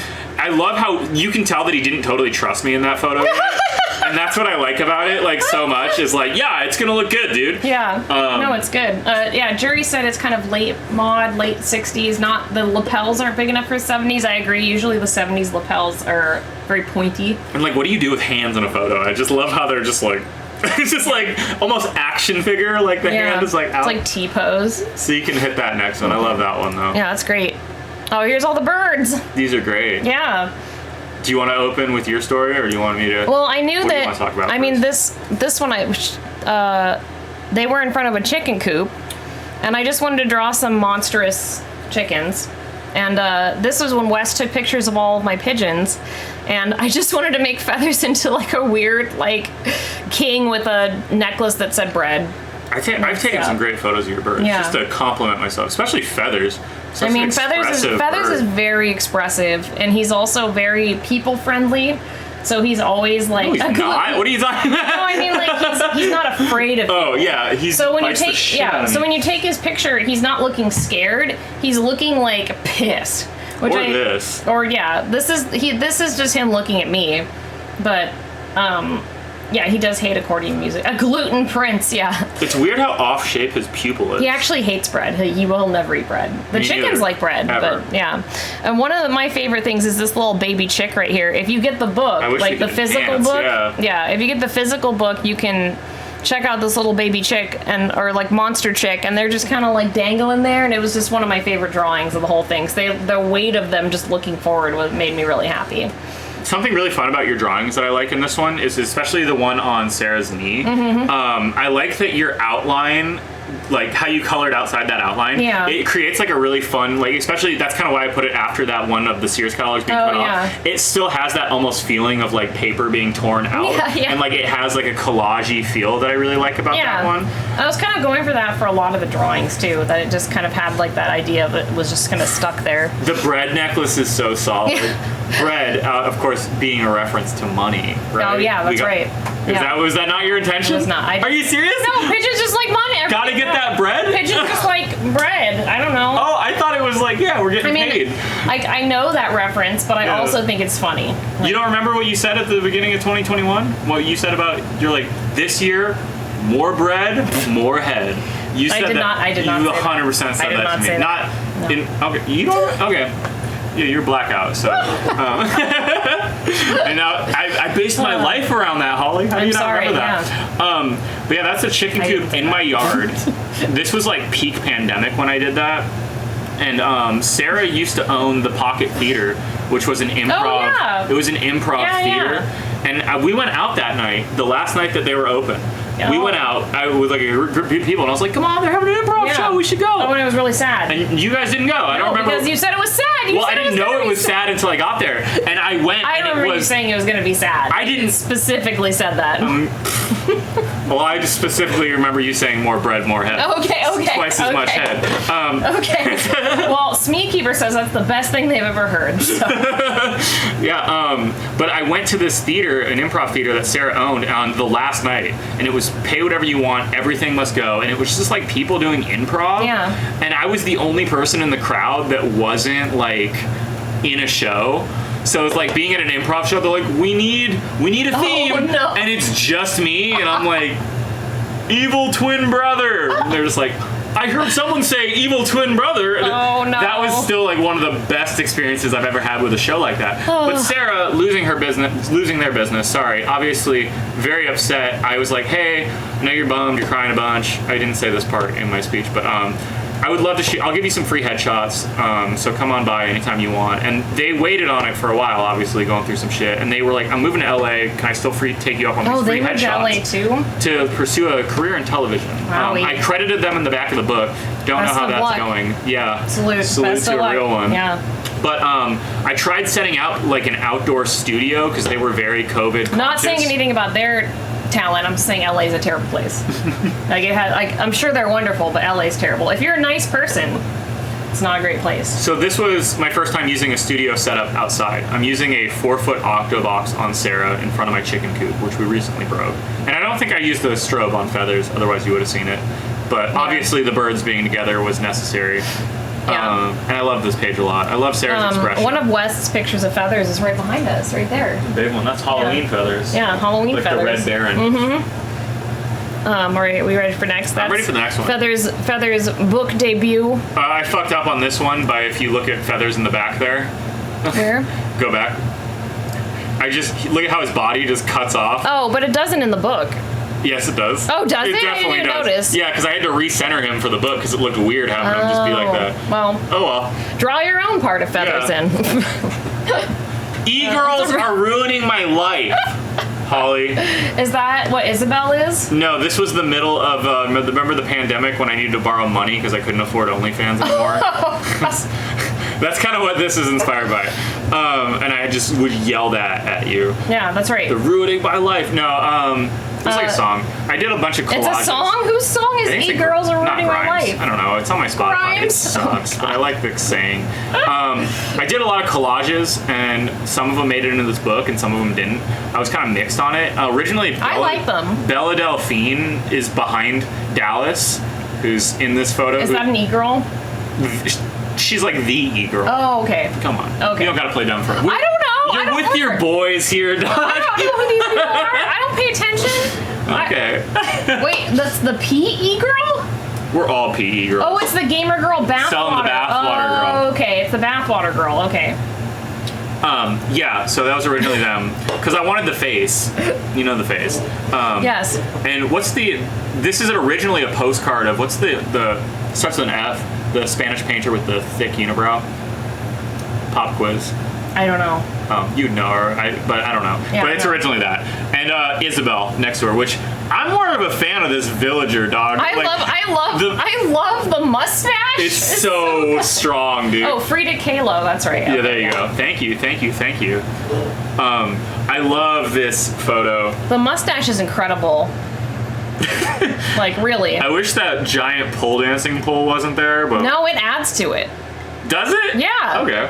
It looks like Isabel's about to, I guess, put on a show. I have photos of Isabel, but I have a great photo of through Isabel's legs and this dude's face, like smiling with the mustache. Sorry, okay, getting too much. Not a lot to say about this one. The colors just kind of ran. There's a lot of pictures of this Isabel one, though, that I've seen, and I remember that you tweeted one of them, and you told me that the first comment just said, "I hate this," or something. That's like the number one thing people say to me on Instagram is, "I hate this." Oh, this one's great. I love this one so much. My grandma's house. This is Wes's grandma's house. Evanston, Illinois. In Evanston, Illinois. This is his actual grandmother's house. Like, and it looks like no one has set foot into this since like 1982. Because they probably haven't. Yeah, I feel bad about that one. I should go visit my grandma more. No, there was no one on the couch, but when Wes told me that it was his grandma's house, I was like, what if his grandma was just like some awesome, like luxurious monster in like a sick wig? And there you go. That's how I imagine your grandma. I don't think your grandma's like that, but I would like your grandma to be like really cool and she talks like this. I thought it was a mix of both of our grandmas. Yeah. One piece of art from what I've heard about yours. But when I went to visit my grandma because I felt bad because I haven't seen them in so long, and I also took there's like a lot of weird like places like this in their house, and the whole town is kind of like that of like people just waiting for their like kids to visit and shit. So weird. So I did a lot of like, I want to say this is also like 2 or 3 in the morning. I did a lot of like walking around, and I also think these are long exposure HDR photos, so I stacked them, which is why we got so much detail. Like if you look in the book. Also, like, whose carpet is that clean? There's no footsteps on it. There's no. I never even noticed how clean. Yeah. There's no footsteps. It's bizarre, it's clearly vacuumed, and there's no footsteps. Like, and yeah, I made all the other kids monsters. Most of the kids. If you have the book, you can look closely on the pictures, and they're monsters too. This was a tricky one to fit into the book for a couple of reasons, because I think this was a full 11x17 photo that you drew on, and it looked great, but there was no way to get it to be a 2-page spread without cutting that monster in half, because it's directly in the middle, which also looks cool with these weird 2 end table things. So I think the second photo is just another photo of my grandma's house to kind of look like we're looking through a doorway or something. Yeah. I should have had you just fix that one, because you drew on the faces of everyone else. You should have got that one kid as well. I know, I missed the one kid. Well, hindsight. I love that my grandpa's dead. I love that you drew him dead in the photo. with I think not even noticing. Oh my god, I did! Yeah, I don't even think you did that. No, it was I did it on purpose because I knew he was dead. Oh. No, I did it on you're purpose. A good listener. Yeah, I knew he was dead, and I thought I was like, because so Monster Grandma is like looking at him longingly because he's dead. You never come visit me. Yeah, that's how I dead. feel like. Yeah, they're talking to me. And if you have the book or look in, you can see every one of the photos has these similar monster photos. And that painting behind the grandma is my dad and his brother. That's so weird. Yeah, which oh man, I don't even think I told you. So she's my step grandma. My real grandma died when my dad was 3. Whoa! Because she was at a picnic at the beach and her car's e-brake went out, and she tried to stop it, and it rolled over her and pinned her. You did tell me that. You did tell me that. It's like a famous That's wild. So yeah, maybe you got those haunted vibes from that too. Damn, I mean, that brought down the fucking mood, no, right? there's a lot. There was a lot of haunted vibes about this, which is part of why I made it just so I love this one. The oranges work really well with this cold tone too. So are we moving fast enough? We're doing good. You still vibing? Yeah. I should have brought more Truly. Yeah. So this is I love this one. This is one of the pictures I picked. Yeah. Because I thought it was amazing, and I just wanted to add. He didn't have anyone next to him, and I needed to add someone, and so that's why I drew that monster. This photo is like super important to me to be in here as well. So this man is Plugel, which if you don't know my entire origin story, that's totally fine. Okay. But I grew up not allowed to play video games, and I was on a forum called Sarcastic Gamer back in the day. They started Extra Life, which is a huge thing. Oh wow! Which is crazy. That's crazy. Yeah, it was an internet forum that kind of fell apart, and we all moved to another forum, and that fell apart. And what's left of all these forums, we're in a Facebook group with I want to say 80 something people. Still? And Plugel is one of the original OGs. Wow. And Plugel is the one who made my fake press pass. Oh my god! That I took to Japan to lie to get into every building, and that kickstarted my whole career. So he lives in he's from a town outside of Washington, outside of Seattle, and he knew me as a photographer. I was in the area. He's like, hey man, would you mind photographing my wedding? I was like, hey, yeah, he's like, no one's at the ceremony, but we want to drive and meet you at a Taco Bell, immediately after. Get ready, we'll pull up, getting me in my, full bridal dress and everything. Oh my god. So I did all that, and we shot all that, and his wife went to the bathroom for a second. That's what this was. And I took this photo of him this is not post, he's just looking, off like that. Which is also, I don't think you knew that whole story, no. So it's interesting that you drew you think I'm beautiful like that, Well, it looked like he was waiting for someone to come back. Yeah. And then I just thought it would be funny. I don't know. I started just drawing the eyes first of the vacant bird eyes. It just made me laugh. It's incredible. So I love that one, and it was cool to get someone that has kind of helped me out in a way like that. I think I thanked him in the end too. No, it's cool. And thank you, Schnauzer. I pride myself on my weird penmanship. The best worst photo from this is I have a photo of them cuddled up, and they're holding a hot sauce packet that says "I do." I've seen those. And I'm like, why do they say this? Why? This is the exact situation. Yeah. I mean, I love Taco Bell, but it's because it's trash, but it's good trash. Yeah. Yeah, this is a great one. Thank you. Great job on your part too. Thank you. We're killing it. Here we go. Ravenous Randy Myers, the weirdo hero, the sexy bitch, weighing 202 from Kalamazoo, one of my all-time favorite wrestlers and one of my best friends. Did that couple really love Taco Bell? They must, right? Oh my god. I don't know. I didn't ask. Randy's one of my favorite wrestlers of all time, and one of my best friends and creative minds that I talk to and collaborate with a lot. And this was one of the early photos. There was other photos in there initially where I had some other cutouts, but I think it just pulled away from it. Yeah. And this was my first show at Defy. Oops, sorry, kicked your foot. You're just kicking me. It's fine. This was my first Defy show, which is a wrestling company I'm a huge part of and love so much now. And this was a very early page that was one of the first things we did. And that's Randy's handwriting. He scanned. Oh, really? Yeah, he drew that. I think that's one of the few times that it's someone that's not you. That's cool. Because we scrapped a lot of stuff to make sure that it looked consistent. It was your art. Because initially I wanted to have a lot of artists and stuff, but I'm glad we kind of focused it down to one person. But yeah, I wasn't even staff yet. I was just a fan. That's cool. What does he have all over him? Streamers. Oh, it's a sign of massive respect in the wrestling world. If you're a really big deal, they come out and there's the thing called the Streamer Club, and they have streamers that are color coordinated to specific wrestlers that they throw over. Oh, that's It doesn't happen that much anymore, but it's even a bigger deal for a local guy to get them. That's cool. He looks happy. Or screaming. I'm not sure. This was before, I don't remember who he wrestled. I want to say Joey Janela, who's a huge deal now as well. All right, should we go? I'm ready. Okay. Oh, it's Japan. This is Japan. And Wish You Were Here. Wish You Were Here, another collage postcard, which that is Corbin, who's one of my all-time favorite Instagrammers, one of my biggest inspirations, shoots exclusively on disposable cameras and shoots better photos than me and like 90% of photographers. But he came up to stay on my, like we were always staying on each other's couch for like a year. Because he lived in Portland, so I'd go down to Portland, crash on his house. He'd come crash on my couch. Where is he now? He's still in Portland. Oh, I think he's married, I think now, though. I just haven't hit him up in a while. I should DM him. But that's him also enjoying a cigarette yes, in my house on my couch, and I just cut it out and put it on that. And this my god, sorry, yes, Melissa, it's creepy paper. This is in Majima, is that how you say it? Majima. It's across from Hiroshima, Miyajima. And I tried to make it look like a postcard the best I can, and then if you flip the photo, the page, sorry. Yeah. These two photos always go together. Oh yeah, I love this picture. My head. This picture is amazing. Like, having been to Japan, this is the like, this reminds me of Tokyo so much. It's Tokyo. Because Tokyo is bizarre, and there's just so many people, and like, that's just what it looks like. And they're like, I remember being in the trains and just being like, you're just crammed in there with so many people. I love it. With so many people, and they're all dudes. Or like they're dudes and like they're women, like it's everyone dressed in business attire.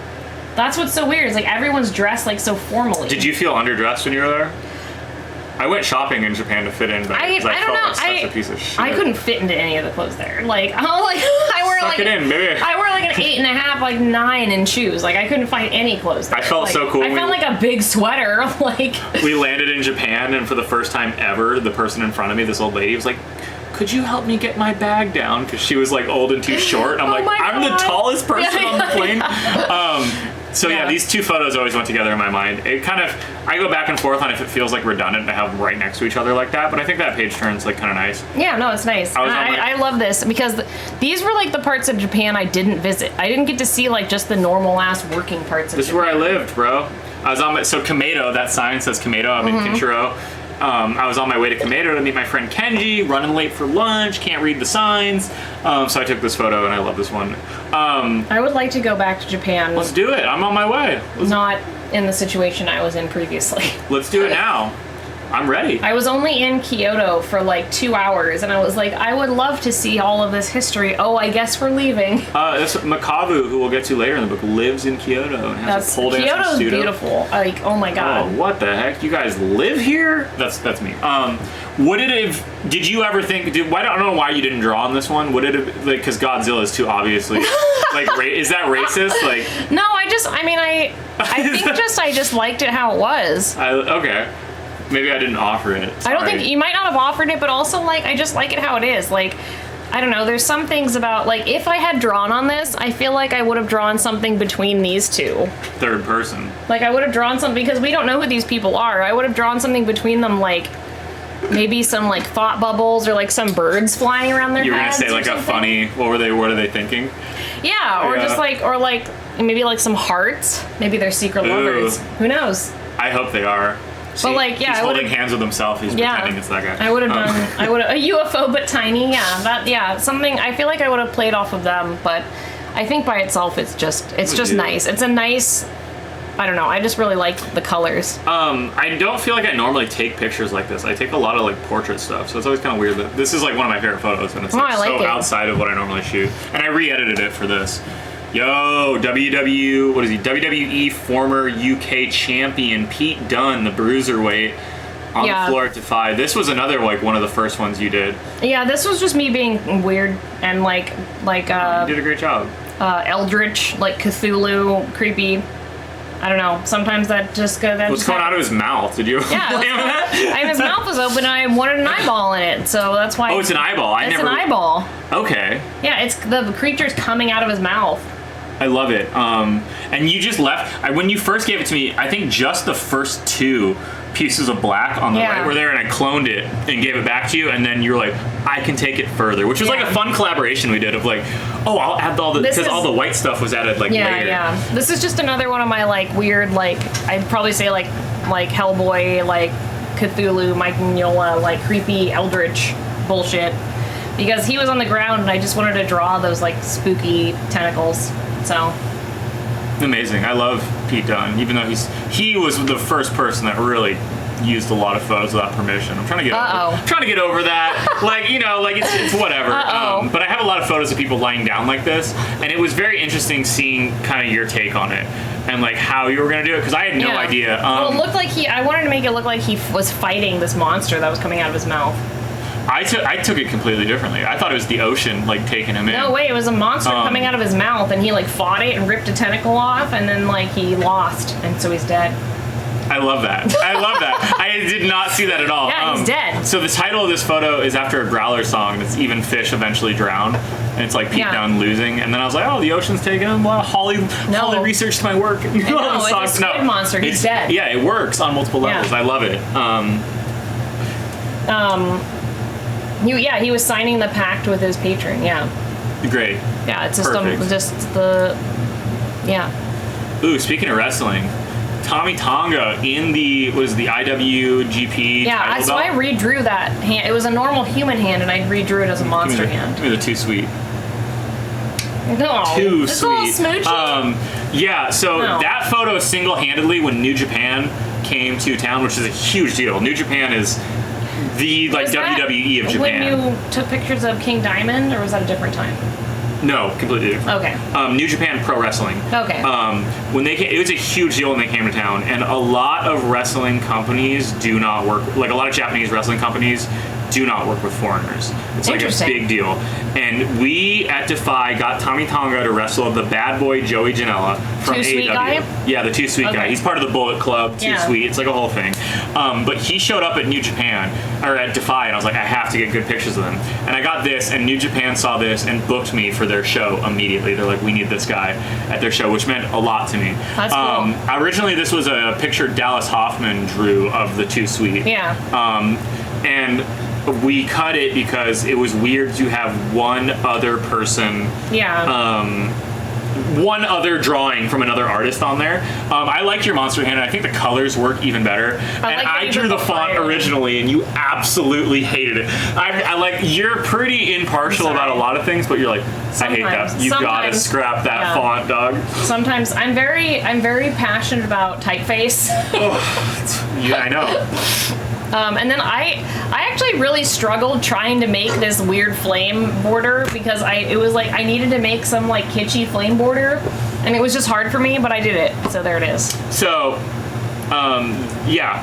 enough of the Tommy Tonga shit. We know he's awesome. He's wrestling. Yeah. The one on the right is, I used to work when I first got to Seattle, before I was even in the DIY scene. I shot at EDM clubs a lot. So this was at an event called Stop Grinding to Dubstep. No. And dude, I got some wild photos from these EDM clubs, like especially the 2 a.m. like when people are really looking like shit. And like, it's kind of sad. But this is like a double. I think I was doing light trail stuff. Someone just has a thing that says ice cream right here. That's their hat. They're holding their hat and headbanging with their long hair. Match with this person on Tinder later, but that's neither here nor there. Whoa. Yeah. And then this was also my only experience with Tinder has been what West has shown me with his matches, and anyone that is out in the dating world, it's rough. I'm real sorry. It's great. I'm on an adventure. Time of my life. It's rough. But this photo was kind of like Twin Peaks inspired. Yeah. Do you remember when like, I think it's Laura Palmer's like eyes turn white? She's like, fire, walk with me. That was inspired by that kind of. And I almost wanted it to say fire, walk with me, but it would have been cool. Too much. I think with the Too Sweet, it would have been cool, and we could have figured it out. Whatever. Hindsight. And I wanted this flame border for sure, which is from an independent skateboarding trucks video I sent you, and it was like something fucking trucks, and I was like, we need this sick ass I can flame do my border. best. No, okay, it's good to hear the story behind that one. Ooh, oh my god, this is the butt. I don't know if we can show a butt, so we're gonna go next. Okay. But hens are friends, Screenshot and the reason and friends of Ted. The reason that we had that is because that guy's OnlyFans, I believe, is friends of Ted. His Twitch. And he also has an OnlyFans. So if you want butts. Friend of the show. Friend of the show. I think he watches Kayla and I. He's great. Yeah. That's one of my favorite male nudes. I would love to shoot more male nudes. I think it's great. I think that men should be also comfortable and confident and happy with their bodies and should be able to show them off. Should also pay me a couple $100 to photograph their dick and butt. Yeah. But anyway, Friends of Ted was next to Hens Are Friends, and that's why they were together. So you get the book, you can look at the butt all salivate over it, you animals. Sorry. This one went through a bunch of changes as well. I really liked so there's like, there's a lot of like Pinterest ideas and like stuff that people do that I feel like are kind of cliche. And the milk bath is like hella one of them. Yes. It's like such it's a maternity thing, isn't it? I don't know. I feel like it's like a baby announcement, like motherhood, milk, kind of disgusting. And like a lot of girls will like put flowers in the milk bath. I've only seen it as like a I guess like a luxurious OnlyFans thing. What's it like? Only thing I've seen. Well, milk's fucking disgusting. Just gonna say it. But like they usually put like a bath bomb or something in it to color it. And you used actual milk on this poor person. There's a lot. This is once again Heather Ellis. But you put actual milk in the bath. Yeah, 8 gallons. 8 gallons of whole milk from Target. Disney, I don't know if that's bless you, Holly, you're too sweet and innocent that you just are, or bless you. I didn't sneeze, so I think it's more of a like, I'm sorry. So yeah, this is Heather and 8 gallons of milk, which I love the ripple effect. And this is also an Exxon, mostly Exxon did all this. Oh no, I didn't sneeze. That was just me coughing my disapproval of actual milk in a It's bathtub. gross. I can't remember the last time I just had a glass of fucking milk. That would fuck me up. Jared does it all the time. I know he does. Jared drinks milk all the time, everyone. I told a barista the other day, I was like, yeah, my friend just like drinks a glass of milk with dinner. And they're like, is your friend like 7? They're like 3 people at a coffee shop looks like visibly like, what the fuck?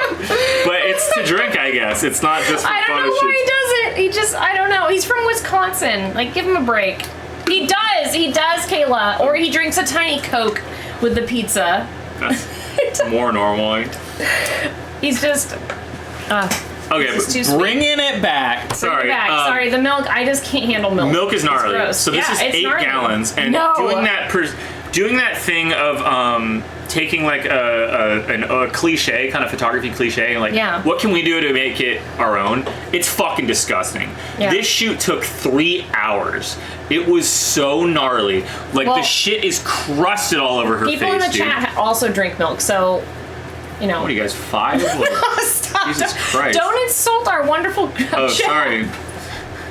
It's okay. They're just enjoying a cold glass of milk with Jared. Like, I'll cheers to that one, brother. Slamming a glass of whole milk while watching the stream. It's okay. I'll take a forbidden sip of pickle juice sometimes.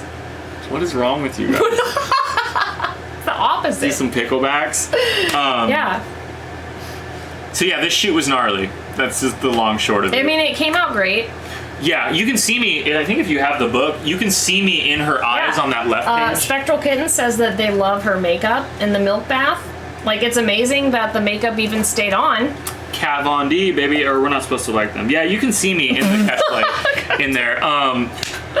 But this shoot, so that's one of the last photos on the left of this shoot, and they're like, hey, I don't want to, sorry, Heather talks like hella monotone. Okay, She goes, hey, I don't want to rush you or anything, but I'm starting to prune. No! So can we finish this shoot? Which is just absolutely disgusting. Oh no, and she's pouring the... Yeah, so that was my first time using the Polaroid Impulse camera, which I shot some horror movie stuff. Love these photos. Sneak Keeper just bought the book. West will ship it out to you possibly tomorrow if it's not too hot. If it's not too hot, we'll sign them. We'll do whatever you want. Yeah, we can sign them. Everything. I'll write Holly's name on it for you. We have them here. I can actually sign it. And then, so this was like done, and then you gave me this awesome demon art, which was, I scrapped this whole spread and just had this like demon bathtub photo, but I kind of like the spread. I like the bath like breaking through the tile, and I just kind of moved your art into the spread. And I love, once again, when it's you, me, and Laurel, like all on one page, I felt like the book was like at its strongest. So I really liked this one. I like this one too. I have a lot of fun. These were, like, whenever I do these little, like, cartoony monsters, that's something I'm not usually used to doing. Like, I like doing cute stuff, but it's my more adventurous stuff when it's, like, really cute. So I kind of enjoyed just putting these little guys in the bathtub with her, just for fun. I like the dude the furthest on the right, like, that like can opener shaped head. Yeah, that was a good one. It was fun to add those little, and I gave her horns too because why not? It's cool. It looks great with the makeup too. Yeah. Love Heather. All right, and this, oh my God, this is me on Bainbridge Island, randomly, and that I swear to God, this is so upsetting to me because, so West and I randomly went to Bainbridge Island in fall of what, 2019 or 2018? 2019 sounds, I don't know. Whatever you, this was like a early shoot, yeah. It was 2018. It was when I first moved here, I'm pretty sure. So, or was it 2019? I can't remember. But so we went there. We went to Bainbridge Island. Wes brought this camera that was haunted. Someone from Twitter mailed it to me. It lived through a fire and had spider webs on it. They bought it from an estate sale for their mom. So they bought it from someone who already died. Yeah. Their mom didn't want it. I brought it, spooky. So they mailed it to me from Twitter. I brought it in to get repaired. It had fire damage. Yeah. So like the side of it was like melted off. It had smoke damage from the fire, from being on fire. Yeah. It had water damage from being put out, and it had spiders living on the inside of it. The guy opened it and he gave me a deal. He's like, just for the entertainment value of this camera. Really? They gave me a deal. So this was a Pentax 6X7, which is a medium frame. Was this at film Glazer's? camera. No, this was at Cameratex in Ballard.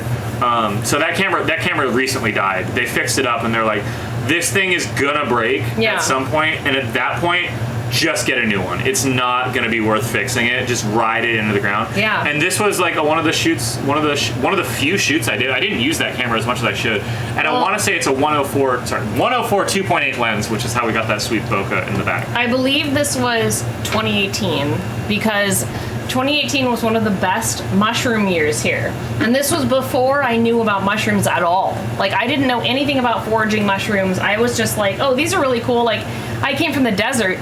Like, I didn't know. And we went to Bainbridge, and this was one of the years I saw the most mushrooms in my entire life.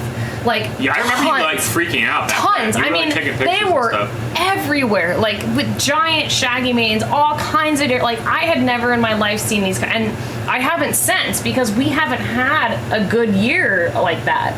So I'm out here with West on Bainbridge looking at all these mushrooms, and now all my friends and I go out looking for mushrooms, and I've never replicated that experience. Damn it. Because I had no idea. I've never replicated as many different species of mushrooms I saw on that short walk as we saw then now, because that was such a good year. So I'm hoping that maybe if we get some more rain later this year, it'll be better. But I'm just like, I'm so bummed that like I didn't know anything then, and like our whole goal of this trip was to take pictures. If I knew what I knew back then. So I knew now. I know. I knew then. But we had a great time. It was very fun. It was awesome hanging out with my friend Wes, taking pictures. I also remember this trail was like hella weird, and we got spat out like not by the car like at all. Well, I've been back there. That's actually where I found chanterelles later in 2020. Are those the ones you trip on, or no? Those are just they're tasty. They're just good to eat. But I found chanterelles on the same trail because I knew when we had been there that there were so many mushrooms there that there had to be something. I was correct, and I made chanterelles on toast. It was amazing. Spectral Kittens, that's just it's a top. It's just like a long shirt thing that I'm wearing there. And I think I lost that belt. I don't know what happened to it. Cool belt. Yeah, but anyway. Yeah, and also this photo, so it was a, did I hit a button? No, you're good. This was a medium format camera, so I really had to stretch this photo, which I'm pretty sure if you look, like some of this shit's the same, but Holly hid this with mushrooms very well. Yeah. And that's why I drew the mushrooms, because I was inspired by all the mushrooms I saw over there. So that was awesome. Literally, up until this day, I have not seen as many mushrooms as we saw on that one walk. Never again. It will happen again, but actually no, it was, I believe it was, sorry. I believe it was 2019. Oh no. Fucking Pooh Bear in my yard, bro. Oh yeah. Look at that gnarly paint line is so bad with the zit just cut right in the middle. That's why I just was inspired to draw a bunch of spooky spider ants. There's also hella bugs and shit in my yard. Perfect. We'll get to Pooh Bear. I don't know, I can talk about Pooh Bear now. So that's acrylic paint, which we didn't know was supposed to be bad. Well, we didn't know it was supposed to be bad. You could have texted me. I don't think you were, I don't know if you were here yet. We were still friends. Not like a texting you, hey, real quick, can I paint this Pooh Bear? I would have been like, no. I didn't have your number yet, even. I don't think. All right, well, this was when Dallas was here, so you were either just got here or we. Okay, I would have cautioned That would have been, I would caution you. Not even as a friend, just as a general overseer on this project. Yes. He's also wearing a Urizen Boxman shirt. If you go to MagFest, those guys rock. And look at how we just painted his beard like so gnarly with acrylic paint. And that chair we just recently kicked and broke in my yard and burnt it. That's good. And we didn't have a bald cap, so we just put tin foil on his head and masking tape over it a bunch, and then painted over that. And then the ears are there's a Dollar Tree by my house. Those are fake flowers from Dollar Tree that we just taped on. I hate all of this. And then that's also the singer of Great Grandpa on the right, which you made like a spooky owl. Yeah. I have like an idea for the book of like how can I distort my photos further to give Holly more like artistic leeway on some of these. I like this one a lot. It was fun. And Erasing Face was one of them. I think I gave you a version without eyeballs as well. Yeah. But eyes are like the key to the soul. I just liked making them into an owl. It's so weird. I don't even know if Pickle Boy has seen that yet. Spectral Kitten said use what you got, which is what you did, West. Oh man, that's a highlighted message. Oh yeah, that says this quote from Winnie the Pooh is always helping through my tough times, says DB. And I want to pass it on to others in their tough times. Always remember, you are braver than you believe, stronger than you seem, smarter than you think, and loved more than you know. That's exactly what I said when I was painting, this guy naked. Like, you're smarter. I was just going to say, that's a beautiful quote that would have looked lovely right there next to this poor man painted with acrylic paint. He pitched this idea. This is one of my best childhood friends, and he pitched me this Winnie the Pooh idea. He's like, originally it was going to be Winnie the Pooh fucking that little jar. No! And then, like, it somehow, the idea spun around and came back to him being Winnie the Pooh, because we had a different model in mind. And he showed up, like, an hour and a half late, smoking a cigarette, visibly pissed. No! And he's like... You know how fucking hard it was to come over here and like know like what's about to happen to me? But such a trooper. I love that photo. Yeah. So hit that next button. Oh yeah. So this is a wrestler, right? It's the Fallen Angel, Christopher Daniels, CD, who's on AEW now and recently had to retire. And his whole thing was he was in a tag team that's, this is the worst town I've ever been in. Because they love California, they're right? SCU, so SoCal Uncensored. Yes. If they're not in SoCal, it's the worst town I've ever been in. That's right. So we cut up his shirt for this, which I don't know the legality of printing his, like a company's t-shirt and just pasting it in there. And that's one of the other few times we did that. Right. And I love this portrait of Christopher Daniels. A lot of the time when I'm shooting these live events, and if you're trying to shoot live events, line up that lamp behind them. Like, you got to cover those lights because they will fuck you over if you don't get something blocking them. Yeah. And that creates a cool backlight, which I think we did a great job with old CD here. That's cool. He did not have a good time on this trip. His head got split open on this show. He had to like wrestle 3 matches. And then on the right, we have Morgan Wraith, who just had a house full of old TVs. Like, I'm turning my house into an art project. What? And we did this like kind of gothic-y photo shoot. Those are worth money now. I have one. Yeah, come on up. We watched VHS on it. Well, it reminded me of Poltergeist. You did a great job. If anyone has seen Poltergeist. The hole in the chest. If anyone's seen Poltergeist, there's a part where they like go on TV and then there's a hole in the wall in Poltergeist.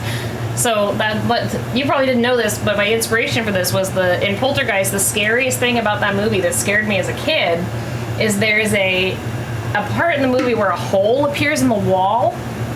There's a staticky TV, and there's a part where a hole appears in the wall above their bed, and the dog is just barking at the hole, and it like fucked me up as a kid. I don't know why. Like, just a hole that was a round hole. Yeah, the hole. Kayla knows. And it appeared above the bed, and it fucked me up, and that's what the TV reminded me of. So I put a hole in her because it was like Poltergeist. So did you? Is that her? You should watch that movie. Is that her skin showing through that part of the hole? Like, did you draw? No, that's her skin. Yeah. Or did you match that color? It looks really good. Yeah, I just made it spooky. Damn. Someone's saying some shit. 14 messages deleted. The moderator did it. They got a lot of shit to say. It's spooky. I mean, Poltergeist is scary, so like that's what inspired me. CRTs proved really hard to shoot with. Because you ever remember filming old CRTs? Oh yeah, they blink too much. And they blink, and there's the black like scan line shit going through it. So we talked about earlier how I got the photograph. I have to go to the bathroom. I do too, so I'll hold it down. Okay, you talk about this one. And then we'll tag in and out. I drank all my Trulies too. I know. Frig. I'm sorry. We're just getting through the halfway point. We're a long stream. Are you holding out? You doing good? Yeah, we're fine. Okay. I'm Cool. gonna go to the bathroom and then I'll be back. Oh, I'm gonna sit in the old chair here. Oh yeah, go ahead. Ooh! Oh, your chair is so much better than my box. I'm sorry. It's all good. So yeah, I got to photograph New Japan Pro Wrestling when they came to, I think they were in Tacoma at like the Temple Theater, which was, like I said, a really big deal because New Japan, or Japanese wrestling companies just don't work with foreigners that much. So I got to shoot Jushin Thunder Liger, the Beast God, like the legend. Like when you think of like old pro wrestling, yo, what up, Mike? There's the Liger emoji right there. Liger is like one of the biggest legends in wrestling that there is, and I think even this year he got inducted into the WWE Hall of Fame. So getting to shoot him 2 nights in a row, one for New Japan and one for Defy, was a super big deal to me.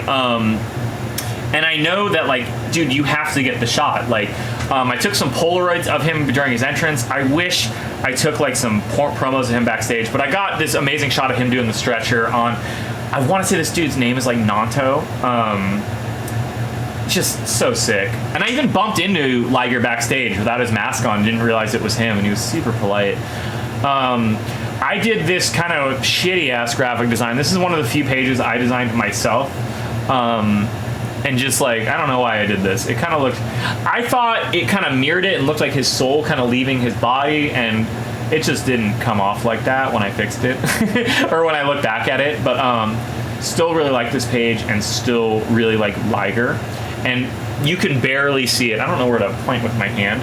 You can barely see it, but the ref back there is the legendary Red Shoes himself. So cool that I got to work with all these guys. Ren Narita, is that how you say it? He was just on AEW. He's been around on AEW. He's like I don't think he's a young lion in New Japan anymore, or what he would be. So, shout out to Pro Wrestling. Let's see where we're at on this one. Oh, Holly's not here, so we're gonna do the Whip It one. This is my favorite page in the book. So on the left, this is outside Pizza Palace, and this is, I want to say they go by she, they, Max Capacity, who is an amazing punk rocker, doing whippets on a porch before their show. They just put out a single on 7-inch. And what I wanted to do, did you say uh-oh? Uh-oh, it's Feathers. Oh, Feathers is here. Here, I'll talk a little bit more about this and then I'll pee. You can sit in the chair. You don't have to. No, this is good. I kind of like being your helper down here. Oh my god. Somebody humble me. Sorry, everyone. Feathers is here. He was upset that I wasn't paying attention. He's pissed. Same. I love these Whippet, like, because you did the Whippet Ghost, and I pitched it as Mac Dre's Genie of the Lamp album cover. I was like, how cool would a genie be also, coming out of no, that? that's a whipped cream container. Yeah, it's called, no, the brand is called Whippet. Yeah. Yeah. Yeah. And they deliver them in Seattle. Yeah, apparently. 24/7. Whippet aficionados will notice that you drew the ghost coming out of the wrong. I don't know. I thought you were a barista. No. Yeah, that's where the whipped cream comes out. Yeah. Yes, I drew the ghost where the whipped cream comes out. Mike Al-Human said that, and it's empty too, with the bear face. Oh, Winnie the Pooh. Yeah, there's no thing in there. Shouldn't there read a thing in there? No, it's in the thing. Oh no, that is the thing. That's the cartridge you screw the CO2 into. Oh, so and that isn't what, I don't know, man. You just would put your drink on the corner. Feathers, what are you doing? And hit it. Hold on, he's being bad. You need a sec? Yeah, well no, you can keep talking. Feathers is being bad. They're used to it, it's fine. They're used to Feathers running around. Look out for the shelf that busted. I know, I think that's, he got mad that there was a shelf in his way. What are you doing, huh? Yeah, oh yeah. Mike says you can't get high on it because there's nothing in there. Oh, okay. Thank you for saving it. So yeah, I love this, and I've been like kind of toying with getting a tattoo from this book, and I think the Whip It Ghost is the one I'm gonna hit. It's a good ghost. Is 3 ghost tattoos too much for one guy? No. Oh, I'm sorry, Feathers is going in the tent. You gonna go in jail? You're going in jail. Jail. It's jail time. He's in jail. Why did you want to draw the ghost over the genie? Did you have any? I don't know. I just thought. I mean, I thought it would be more interesting because it's a dangerous substance. So it goes. I love you dancing around the drug use in the book. Yeah, oh, it kills hella brain cells. It's so bad. That's what it is. It kills your brain cells. And you're only high for like 30 seconds. It sucks. It's not worth it. Yeah. Like, don't do it. Don't do it to yourself. Sweaty Bear says we're too old to be doing cheap drugs, and I agree with him. Yeah, that's true. That's true. So, and this was the post I promoted, and I thought the Whippets got us in trouble on Instagram, but it was that one beer can. That Rainier got me fucked up my Instagram algorithm for like ever. I haven't bounced back from that. That's insane. I'm like still in Instagram jail for promoting alcohol. There's literally, I follow an account called Drinking with Chickens. It's literally about drinking with chickens. But are they paying to promote it? No. Exactly. They're in the clear. I fucked up. It's just what if a kid saw that beer can, Holly? I'm pretty sure, like, they can. Oh, yeah. So, yeah. I saw my dad drinking beer at all ages. Oh, yeah. I was like, I don't know, like, where this one's going to go. Yeah. So, yeah, I think I want to get that genie, or the ghost, I like the ghost tattoo. I think it's great. So, yeah, RIP Pizza Palace as well, which was the gnarliest punk house. And Max Capacity on the left was over at a barbecue at our house the other day. Mm-hmm. And I guess they lived in just, like, one of those shitty, like, $100 Home Depot shacks. You know what I'm talking about? The like plastic sheds you can just assemble. No, they lived behind this venue in that shed. No. And they were like, "Damn, that sucked." Do they have a house now, or place to live that's not a shed? They have a cool truck, so that's good. And they got a cool new single out. That's good. This is another super favorite. I'll talk real quick and then I'll pee and you can just. Oh yeah. I still have to pee. So this was. I went to Chicago and I was at I want to say like Chicago Diner, and the server's like, "You seem cool," and like gave me like a shitty Xerox flyer for this punk show that was also a Narcon training course. Oh my God, you told me to start it out. Yeah. And it was really weird because like I've shot a lot of DIY stuff in Seattle, and this was a DIY show in Chicago, but it was like so sentimental because it was the last show in this house. Oh wow. So I've never been here before. I don't know any of these people. I don't know the band. Every band is like, this one's 3150. Everyone that's come here tonight knows how important this house is to all of us. And you're like assured.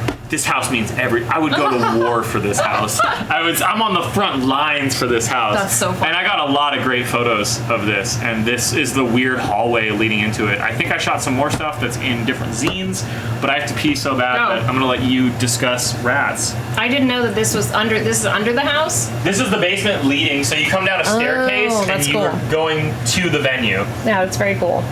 No, this is another possum, which West keeps being like speciesist and calling rats. But no, they're possums. It's very different. They eat ticks.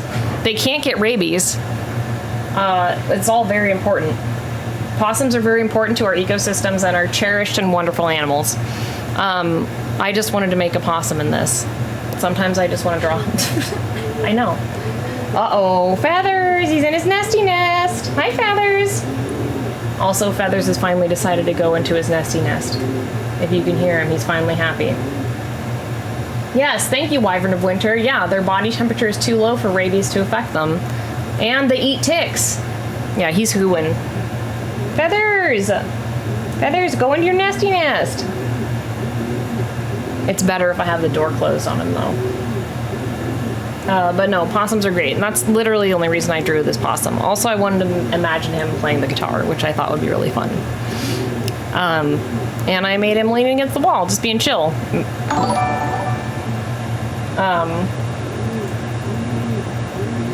Wow, we've already been streaming for 2 hours. That's so long. I never usually stream this long. Okay, let's go to the next one. Oh boy. This is one of West's dude nudes pictures.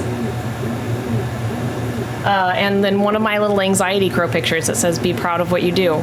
And I think West put this next to the dude nudes picture because he wanted him to be proud, or he was like, "Be proud of what you do, even if it's dude nudes." Yeah, it's a good thing. Like I said, like men should also be happy with their bodies and feel confident. There's no reason, huh? Yeah, we're on dude dudes. Plastic, sorry. It's okay. I was just saying, Feathers, go in your nest. He's hooing. I love this one. No, it's great. So we cut the full frontal. Yes, I was like, we shouldn't. Yeah, I was like, we shouldn't have that in there. It was so good though. It was good, but I also was like, I don't. This was my first nude shoot. Yeah. And he has a camel tattoo like on his hip that I sculpted his dick to look like the camel, which was that level of attention to detail that I was really proud of. Oh my god. Meanwhile, here's my wholesome crow telling you should be proud of what you do. Which is another way of saying freak what you feel. Yes. This was my first nude shoot. I love that you can't see his butt or any nudity, but you want to so bad. I mean, like, I don't. A tasteful amount of cheek poking out. I would love to see it. I love the stash. There's a tremendous amount of editing on this. You can see it like on his little hand how bad I didn't know how to do retouching yet. He's like, yeah, so I went camping and got eaten alive by mosquitoes. That's not going to be a problem. So his whole arms are just covered in bug bites that I had to fix. Oh no. And also for the full frontal, I climbed a ladder, Holly, to shoot down at this man's junk. And he also was like, I have these golden underwear. Do you think this would work? Which is what he's wearing in the dude nudes. I was like, yes, that would 100% work. Smeekeeper said, I do keep looking back there expecting some thick. Some thick. No, just a tasteful amount. You want it, but you can't have it. And I think I used a softbox on that, which is why his hair goes into that so hard. This man will eventually pass away and become a butt ghost. And that's why West has so many ghost tattoos. Next. Yo, Mario Castellini. Yeah, our beanied friend earlier. So Mario Castellini is a producer, rapper in Seattle, and you know it's him because his songs go, Castellini made the beats, you dummy. And I wanted to use that in the trailer, but I didn't use it. And we went, I don't know how to phrase it where we don't sound like we broke into this place. You were doing some urban exploring. In South Seattle. And West was doing some urban exploring in South Seattle. I was exploring my new town. We went into this old warehouse, like... Found an open door. Found an open door in an abandoned plant nursery, or what I can assume it was. And I shot some portraits of him, which these have been used on KEXP. They've been used on a lot of stuff to cover him, and I love these portraits of him. And I think you can't zoom in. You might not even be able to see it in the book, but his necklace is Mario from the Mario Brothers, which is hilarious because he's Mario Castellini, and he does in fact wear rings on every finger like that. I love this monster, and we sent this to him. I sent this to him later because I knew he wouldn't see the book or anything. I was like, hey man, check this out. He's like, he came back to me like a couple days later. He's like, that shit made my day, little man. Shit slaps. He liked the monster. He loves it. Imagine if you just got that some shit it'd be cool like this. What do you think about your monster? I mean, I liked him. I wanted him to just, I don't know. I didn't draw over completely a lot of people in the book, but this particular person, I was inspired to draw over him. Just, I don't know why. I just thought it would be really cool. And I don't usually do like front-facing monsters, but I thought it would be really cool to give him like a kaiju bat sort of face. He looks a lot like the Shadow Broker, the original. Oh my god. He looks a lot like whatever the fuck alien that was. Yeah. But also, you have a really good eye for color, and I really like once again going back to like the cover, how you did that green and pink. Yeah. This orange and green and yellow is also like a bunch of colors that work really well on this like warmer photo. Thank you. There's the yellow right there. Is that the yellow you sampled? I think that's the one. I found something like in it. The orange is pretty close to that keep out sign too, maybe. Yeah, a little bit. Yeah. So you do really great job at that, where it's like, I feel like if you weren't paying great attention to those colors, that like it could look more, what's the word, like hodgepodge. But because you're like using colors from this and like have a good eye for that, these photos don't look so wild. Which my mom called me and she's like, it's like a Where's Waldo to like find where Holly's drawings are. And when she said that, this is the photo that came to mind. I'm like, I feel like it's pretty fucking obvious. It's pretty fucking obvious which one's Holly drawn. I think she meant like the grandma one though, like where they're like a little bit more subtle. Yeah, oh yeah, my mom, who knows that my grandma is actually a salamander in a wig. Yeah. Well, little pictures, you know. So I love this one. Also a big 2-page spread that we didn't do a lot of. Yeah. All right, go next one. Okay, which one do you want to hit? I mean, touch on? The reason I did this on this is because it looked like this person was making some poor choices in this picture. Doesn't that look like, that looks like the scene in like a movie where it's like the first time someone smokes weed? Yes. Oh man, I shouldn't have smoked that shit. I just wanted to do like a weird frog monster for them. It just looked to me like he was making some bad choices. That's all. And that's why Holy shit, I've never noticed the frog monster. It's a frog monster. I thought it was just colorful, like melting text around it. No, it's a monster. I see it. No, I see the eyes and everything now. Yeah. That's awesome. I never knew that. Yeah. And it even mimics the bottom of the photo that I cut, which I don't even know was there to begin with. Yeah. What the heck? Yeah, I thought about it. Thank you. Wow, yeah, I didn't. So great job. I'm glad one of us is doing the thinking on this book. Yeah. And then one more collage, Party Hard. I think that's just a Renaissance like cut with the singer of the band, the bass player from the band The High Curbs, and a different photo of just some Rainier. I was trying to get a Rainier sponsorship for a while. It's worth a try. Yeah, it's $5 to you guys. Yeah. Like, come on. Yeah. That's also Winnie the Pooh again. He's in this book. I also enjoy how much West is finding out about the book now. I mean, my own book. I'm finding out about a lot too that I didn't know about. This is another one of my all-time favorite. Yeah, this one's great. Photos. I didn't add anything to this one because again, I don't want to add anything to something that's already got so much personality in it. The Ciro Miedo almost doesn't have to be there. If I could change one thing, I don't think that has to be there. So this is Penta Zero, who's now the fucking Joker, I guess, on AEW. But he came to Defy a couple times, and I think this was also my first show. And like, dude, look at this attire. Like, I knew 100% that I wanted to get a photo like this, and I think this was the first photo I ever took of him. Like, I knew I wanted something cool of him, and getting this was, like, so weird, because, like, not the photo you think you're going to get with a wrestler, and his face is just such, like, a Rodney Dangerfield, like, you see, I get no respect. I come all the way up here from Mexico, and this is the thanks I get. And all of, I think Wes told me this, that all of the lucha masks are all copyrighted? Just his. Oh, just his? Just his, because he's that big.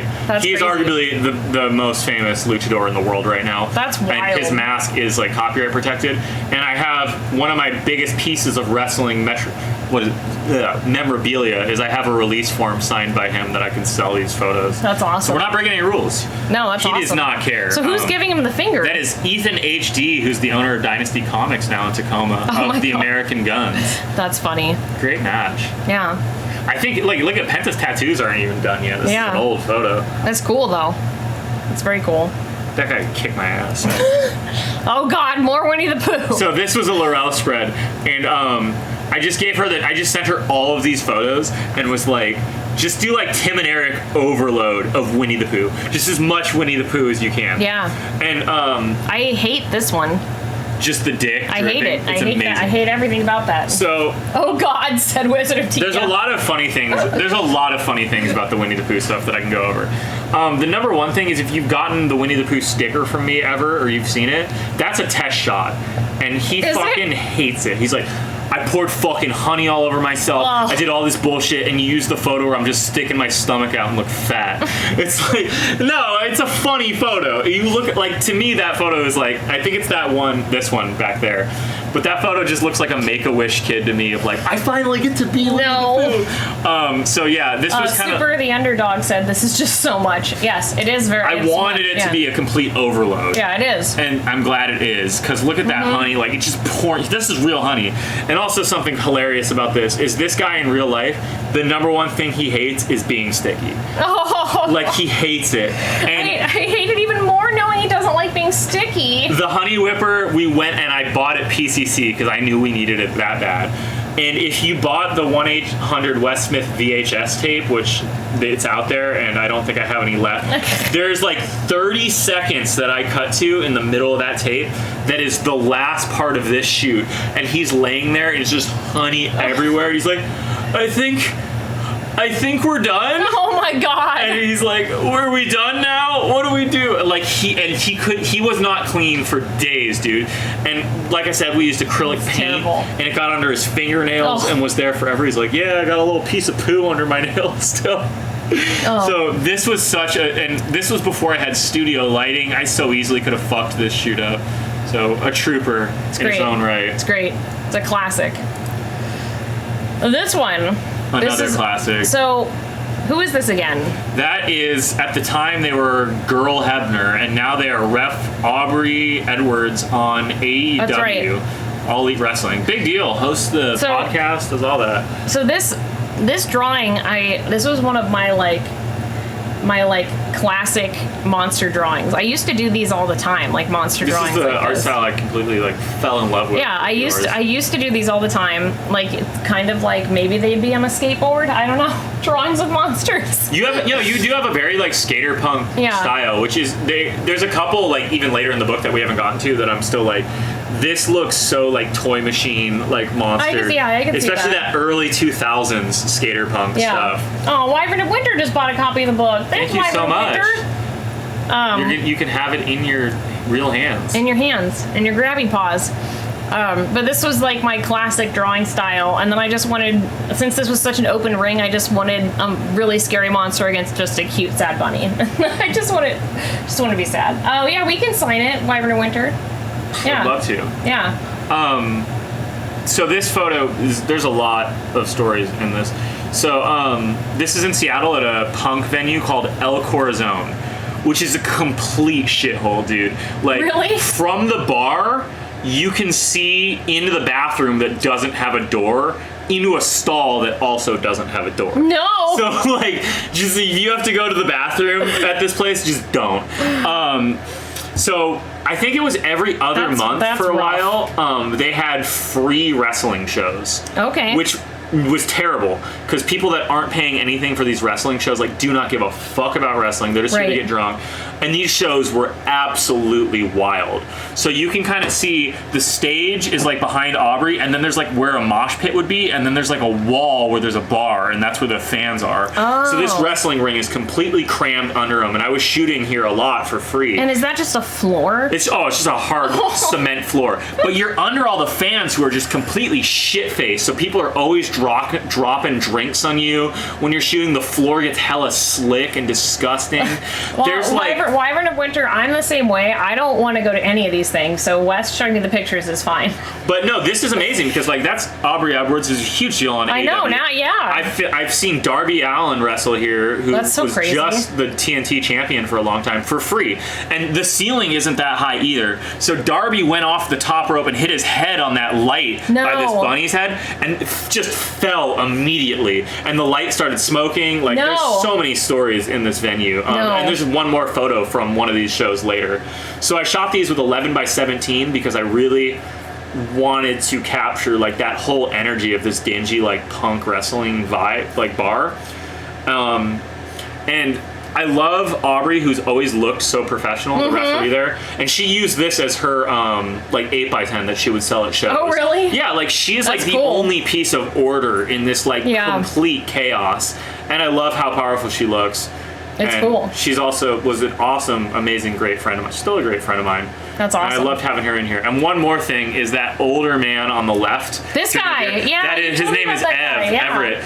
If you're in Seattle, Washington, and go to a wrestling show that you're not at, that he's not at, it's crazy. He's at every show. Every show, every promotion. What's he doing now in the age of COVID? He's messaged me a couple times just to check in that I'm all right. And he messages not only me, but a lot of wrestlers after the show. You really put on a great show last night. Because I run around a lot. I'm pretty into these wrestling shows. You are working just as hard as those athletes. Signed your friend Ev. Oh my God, he's just he's everyone's dad. Yeah, and he reached out to me during COVID. He's I sure am missing those Defy wrestling shows. Do you have any wrestling shows on YouTube that you would recommend to pass the time? Oh my God. Hope to hear. He always signs them like a dad. Hope to hear from you. That's adorable. Yeah, he's great. He's the PNW's I love it. father. I love it. I don't know if he was a former wrestler or what his story is. I'd love to talk to him more. But yeah, I love this photo. Yeah. I love great job with the cool tone blue. We were talking about your color earlier. Oh yeah. Yeah, I like the idea of it being on top of the black and white. I also love that it's hot as balls in here, and you can tell that fan isn't on. No, it's not on. Yeah. Yeah. Oh yeah, this is another. That's a crazy picture. I feel like I fucked this photo up in the book this is another situation of going into a wrestling show and knowing that like you have to get this shot. This is super crazy versus the Japanese buzzsaw Tajiri 20-year anniversary match. So these are two ECW guys, and they had this huge. It was a big deal that defied. They're doing an anniversary match. This hasn't happened in forever. And like I'm like, I know this is going to happen. I have to get this photo, and I timed it perfectly. I talked about earlier of getting that light when you're shooting live events, of getting a backlight behind him. So there's a spotlight that his body is covering just at that exact second. How did you get it at that exact second? Well, because he did 3 moonsaults in a row. It's like, it's like 1, 2. Schnauzer said the timing on this is incredible. It's incredible. In the book, I feel like this was a hard one to. Where would you put this where it doesn't just end up in the seam? So. I don't know. If you have the book, let me know if you found this photo still cool in the book. I think it's cool. Thank you. This is on my website, and when I'm advertising that I shoot wrestling or live events, this is my opening like portfolio piece of like, I can shoot wrestling, dog. Yeah, that's awesome. Yeah, amazing. Thank you. Thanks. I just had a weird conversation with myself there. Look at this guy. He's so pleased. Oh yeah, he's gonna hit him again. It's not every time you walk out of a live event like knowing you got the shot, you know, but sometimes you leave like, oh, I 100% know exactly what I'm putting out today. Yeah, in Pokemon Snap you get 5 stars. Oh man, this page is great. This is one of the first ones I did too. This is obviously it's Darby Allin, one of my all-time favorite wrestlers, Seattle local. Went to high school with my roommate. I've shot this guy more than a lot of other wrestlers in the PNW because he was always my favorite. He was always going just absolutely insane and hardcore. Schnauzer said that they're going through their copy of the book while watching the stream. That's awesome, Schnauzer. That's exactly what I hope people are doing, is following along. Wes waited specifically so that people could get them in soon enough so that people could follow along. Make sure that the last person got their book before we did this. It's good. So Darby Allin, one of my favorite wrestlers. I don't have a great promotional photo of him, and I'm really bummed because I didn't know how to do it yet.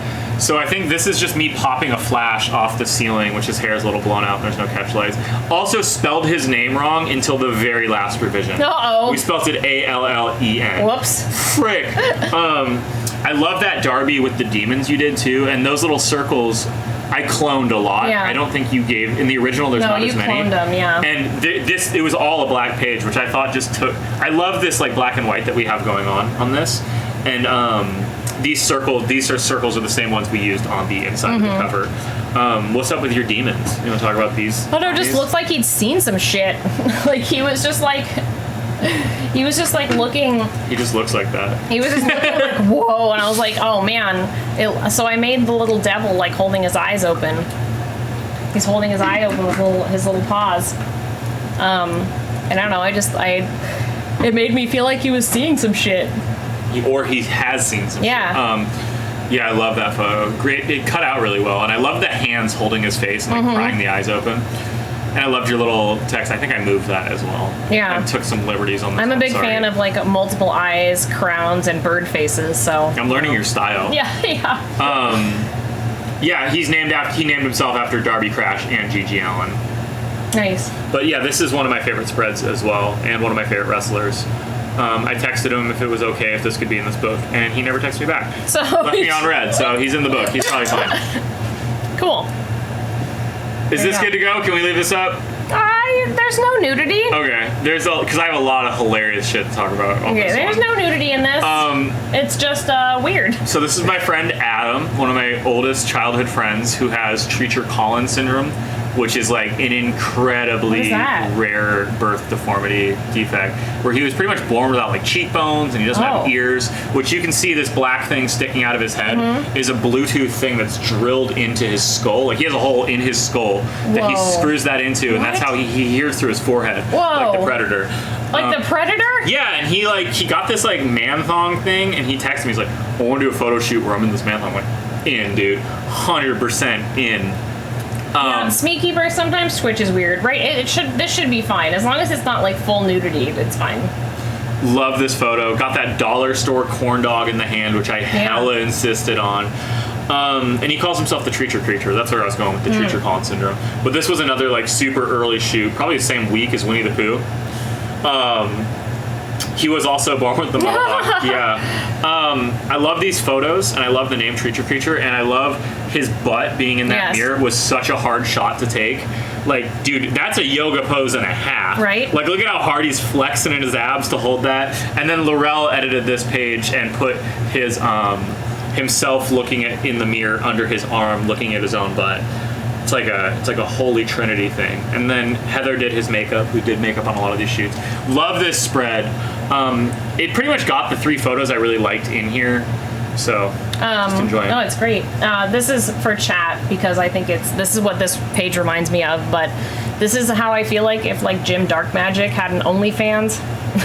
This is not, Wes won't get this, but I'll look it up later. Chat will get it. This is what I feel like would be on it. That's my feeling of it.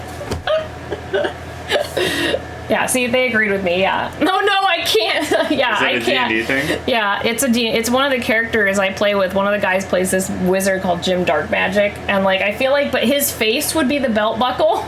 Like, anyway, that'd be great. Yeah, so that's what I got from this. I just made a wrestling. And they all can't character. unsee it. Yeah.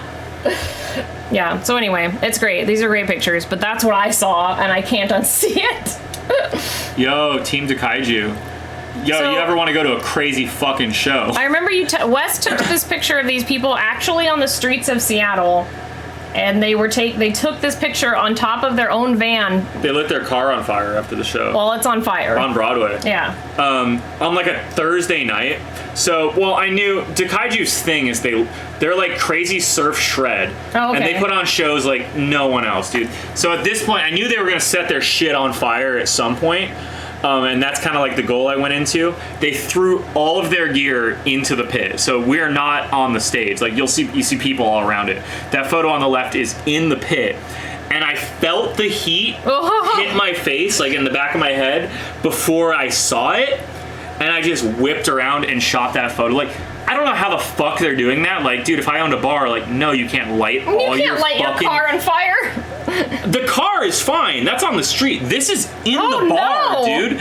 Like, we are in a crowded small bar upstairs in Capitol Hill. Wow. So they lit all their shit on fire. They're playing while the drum set's burning. And that's, like, one of my all-time live favorite photos, because fire is, like, really hard to photograph because it's so fucking bright and it makes everything else darker. Yeah. So you get that hard, what's that word called?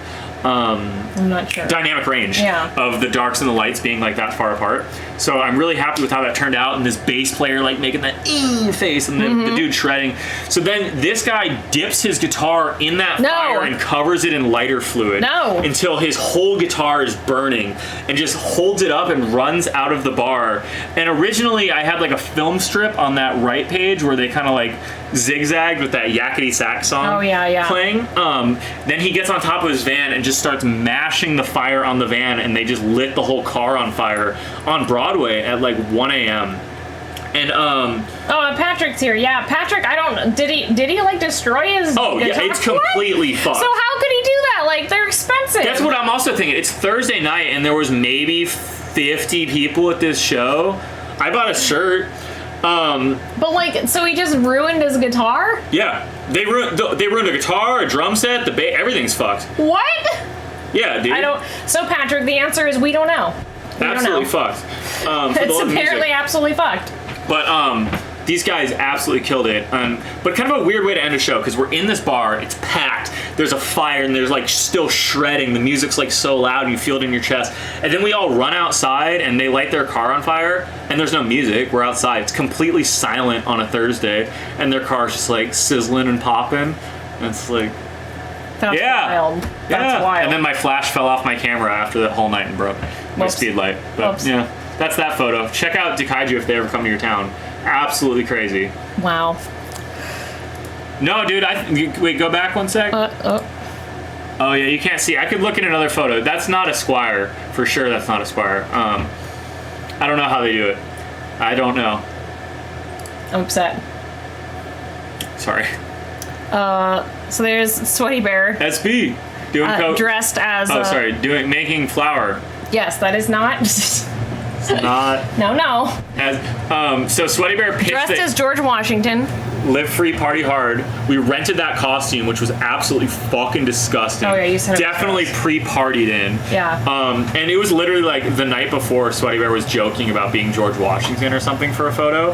And then he comes over and he's like in the costume. He's like, I gotta be fucking careful what I say around you because you'll make it happen. Uh-oh. So we did that. Which kind of played into the last photo. We're almost done, Holly. I see you fading. No, I'm fine. You're fading. I'm fine. We're good. I'm fine, West. I'm strong. I'm resilient. I can stream all day. I can't. This just turned into a 24-hour stream. I get sad. Are you sad? How are you feeling on the book? No, I'm good. I love the book. Vibe check. What's happening here? That's just Heather combing Left at London, whose first album just came out. Awesome, massive pop star, Twitter personality, absolute icon. And that was like a test photo that turned out really well. And even, I think Dazed magazine ran this. Really? On the cover, this photo. And I was like, I really wanted to have it in there. The Left at London border is what they did for their Street Volume 1 album. So it's like kind of a callback to that. That's cool. I like the font. That's their font. It's good. Stole it. Why did you put this next to Sweaty Bear? I think the next page, it more works with the next page with this being yellow and pink. Oh, I see. Okay, yeah. Yep. Yeah, hey, look at me on it. Yeah, you're right. You're right. Wow, who made this book? I hate the tape. Dude, the tape was such a bad idea. It seemed like such a good idea in theory. So that's Marissa Sucks on the left, who's a Twitch streamer. I was just on their Pokemon Snap show. Oh, nice. And that's Heather once again. So the tape got progressively worse each shoot. And Heather was the last one on the right, and dude, we couldn't get it out. She showered and it wasn't coming out of her hair. She shampooed in it, and we had to cut like a chunk out. No. And I felt bad about that. And also, can I say, I'm going to say some TMI, but I feel like she's open about it. Okay. Heather super into getting choked when she fucks. Okay. Not that but whatever. Yeah. So she showed up, and you can see on her neck she has a mark from getting choked with a phone charger. Sorry, with a phone charger, and she's like, I feel like it adds to the photo. Sorry. Oh, okay. Sorry. Yeah, sure. Yeah, all right. Content warning if no one wants to be choked. Oh, sorry. Just kidding. I don't know. Yeah, I felt bad as that. I was like, am I really going to tell this one? But I think that does add to the story and that photo. I love this one. The photo, not because of that. But also you can see... Listen, we don't kink shame here. If people like it and they're not hurting anyone and it's consensual, then it's fine. As long as it's consensual. I think so, yeah. And if that's what she's into and it's consensual, it's okay. It wasn't me. I don't know why you're lecturing me. All I'm saying is that we don't kink shame here, so that's okay. Cool. Sweet. Yeah. This book's gonna get a lot more interesting on the next couple pages. Just kidding. Yeah, so I like both of those. I love the Melt Me. It was like a Black Moth Super Rainbow thing. I think it should have been on both pages or bigger or something. I like it. Cool. Thank you. Oh wow. I like this one. Gene from Difficult Children was the bass player from this like emo band I really liked. And this little... Yeah, I love that. Okay. Man, there's a lot to unpack. Yeah. These are both Laurel pages that I love so much. Gene was the bass player in a band called Difficult Children in Seattle, which is like an emo punk band. And I just love Jean. Look at Jean's smile. It's so cute. Great. Her teeth are adorable, and she's got this cute little shirt. I love her glasses. Yeah, and I annoy her so much with my photos. I had such a crush on her.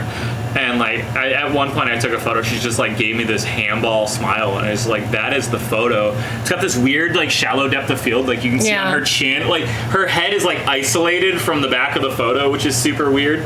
That's cool. So why did you put it next to this? The Rainier? We're getting to it, Holly. Because we're in a house venue. So that drawing in the top corner is graffiti on the wall from the house venue that we're at. So we pasted it in that. And then the Cauldron is Heaven's a House Show, which is like a different house venue. Is Heaven not a house show? When you die, do you not picture opening the door to I don't want to go to a house show, no. Okay. No. Okay. No, I wouldn't want that. No. Hard pass. Well, in my mind, when I die, I'm going to open the door to like a super lit house show. The lineup's fat, the beer is free, we're chilling. And that tree is at the Cauldron, that LED sign, and that's like my best-selling print of all time. Really? The only print I ever really sell is like that one. Yeah. which is once again ties into the Japan one of like shooting stuff that's not like normally mine. Wyvern of Winter said, for me, heaven is a yard with all my chimkins. Me too. That's me. Salute. Heaven's different for everyone. Yes, that she does look like Pippi Longstocking. I get that vibe as well. Oh, there's me. Who's that? It's me. Mia Strix. You took that picture in 2016? I think you tell me. I don't know the year on that. I was nervous to ask if you could shoot. No, it was 2016 because that was my first PAX on stage. So I don't know why you put it next to Sweaty Bear's Cash Rules Everything Around Me, but it's because you guys really are chilling, funny. Dude. Cream, get the money. Dollar bill, y'all. Oh my god. And I drew a little spectral chicken on fire just because it's cute. So it's not a D&D thing, or it's a D&D. It's one of her spells. Yeah. Her is you? Yes, me. It's one of Strix's that character's spells. I'm learning. Sorry, I'm new here. Yeah. I like that if you go to PAX like semi-often or you're into cosplay photography, I feel like you'll recognize this park. Yes, right? Everyone takes pictures in that park. But I think we did a decent job of not being able to tell that we're in the same cement park as like literally every photo. Yeah. I love that photo. That costume rocks, Smeatkeeper asked if they order a digital or a physical book, can they get a digital copy with it?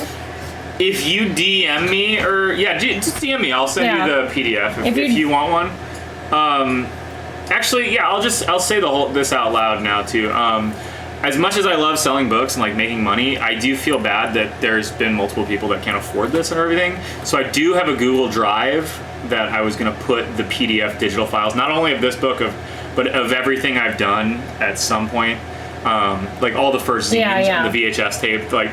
They're all for sale now, but I'm gonna pull season 1 relatively soon, and they're not gonna be for sale in any digital aspect. So there's that. If you want a physical copy, that's the way to do it. But I want to make it accessible. I want people to be able to see our art. So we work on this. It sucks that if no one can see it, but like that seems like the best way to handle that kind of issue. Wizard of D, I made your little duck with some of the Strix fabric. I have a bunch left, so I add it somewhere. DM where? On Instagram, probably? Or DM me anywhere you want. I'm 1-800-West Smith on everything. Yeah. So just send West a message. DM me. And yes, Wyvern of Winter, I miss DCA as well. It was a great joy in my life, but thankfully we all still keep in touch. So chilling. Yeah. Just love this next. It's a long book. Damn, we're almost done. Yeah. This was the one earlier when I talked about you having a very skateboardy art style. This one, that one is like so Spitfire, like early 2000s. Like, skater punk shirt, board shirt. I love the high contrast, and you did such a cool job of like kind of mimicking that contrast and keeping kind of like that color theme like in the photos. I love the ink blotches and stuff, which I think I cut that photo up because like it didn't fit because it was wide, so I ripped that photo and just mirrored it. And then I think I bled, so I copied a couple of your ink blotches and bled them out from the photos there. No, it's cool. I like it. Decent, yeah. Yeah, these were inspired by some older art that I did, and I liked how they turned out. The "No one is promised tomorrow" is so deep, Holly. I thought you didn't post any emo song lyrics. Oh man, maybe I do. Or is that just an emo quote that you hold? I think it's just an emo quote. Your future chess piece. I don't know. Listen, if you're drawing like emo skateboard monsters, you can put "No one is promised tomorrow." You know what I think really does the skater punk vibe is like that bone sticking out. It's such like a cartoony like ham, like on a ham leg piece. They did it on purpose. And this is another wrestling shot that you got. That is Zaya Brookside. Incredibly painful. The bridge. Zaya Brookside, who is now on WWE, versus Nicole Matthews, who the most tragic story is Nicole got caught crossing the border to America with T-shirts in her car. From Canada? And got banned from coming back to America. Yeah, like it sucks. And she at the time she was blowing up. No. She was just on WWE's like all-female tournament and like doing really well. That's so sad. I feel so bad for her. But I think it was only for 5 years, and I feel like we're coming up on that 5 years. So imagine how big it's going to be when she comes back. Right. But that's another one of my all-time favorite wrestling photos.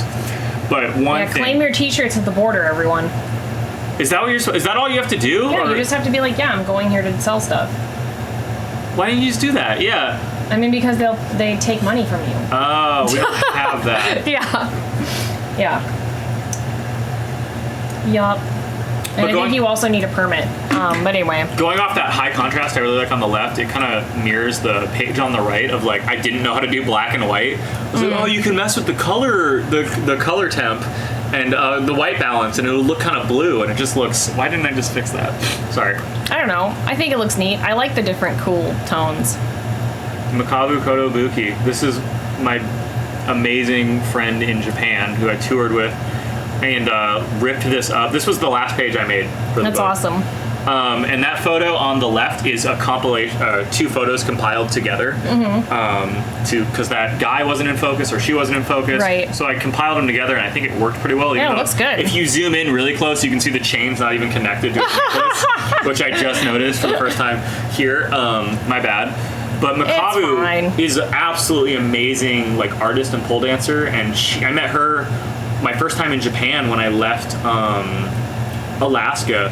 And like I was from such like a sheltered community. She was like the first person I don't know how to frame it. She was the first person like I met that did art like through dance that like, oh wow, I can see that you're like telling a story and there's like art and there's like something. Her tattoos are wild too. What is those aren't on? tattoos. Those are makeup?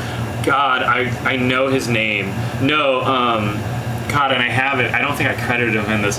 He was a live tattoo artist who drew with Sharpie on Oh, wow. her. So she would go upside down on the pole and he would draw on her, or she would lean across him and he would draw on her. Super cool. He snored hella loud on this tour. For that. Is this her little logo? That's her logo that she drew herself.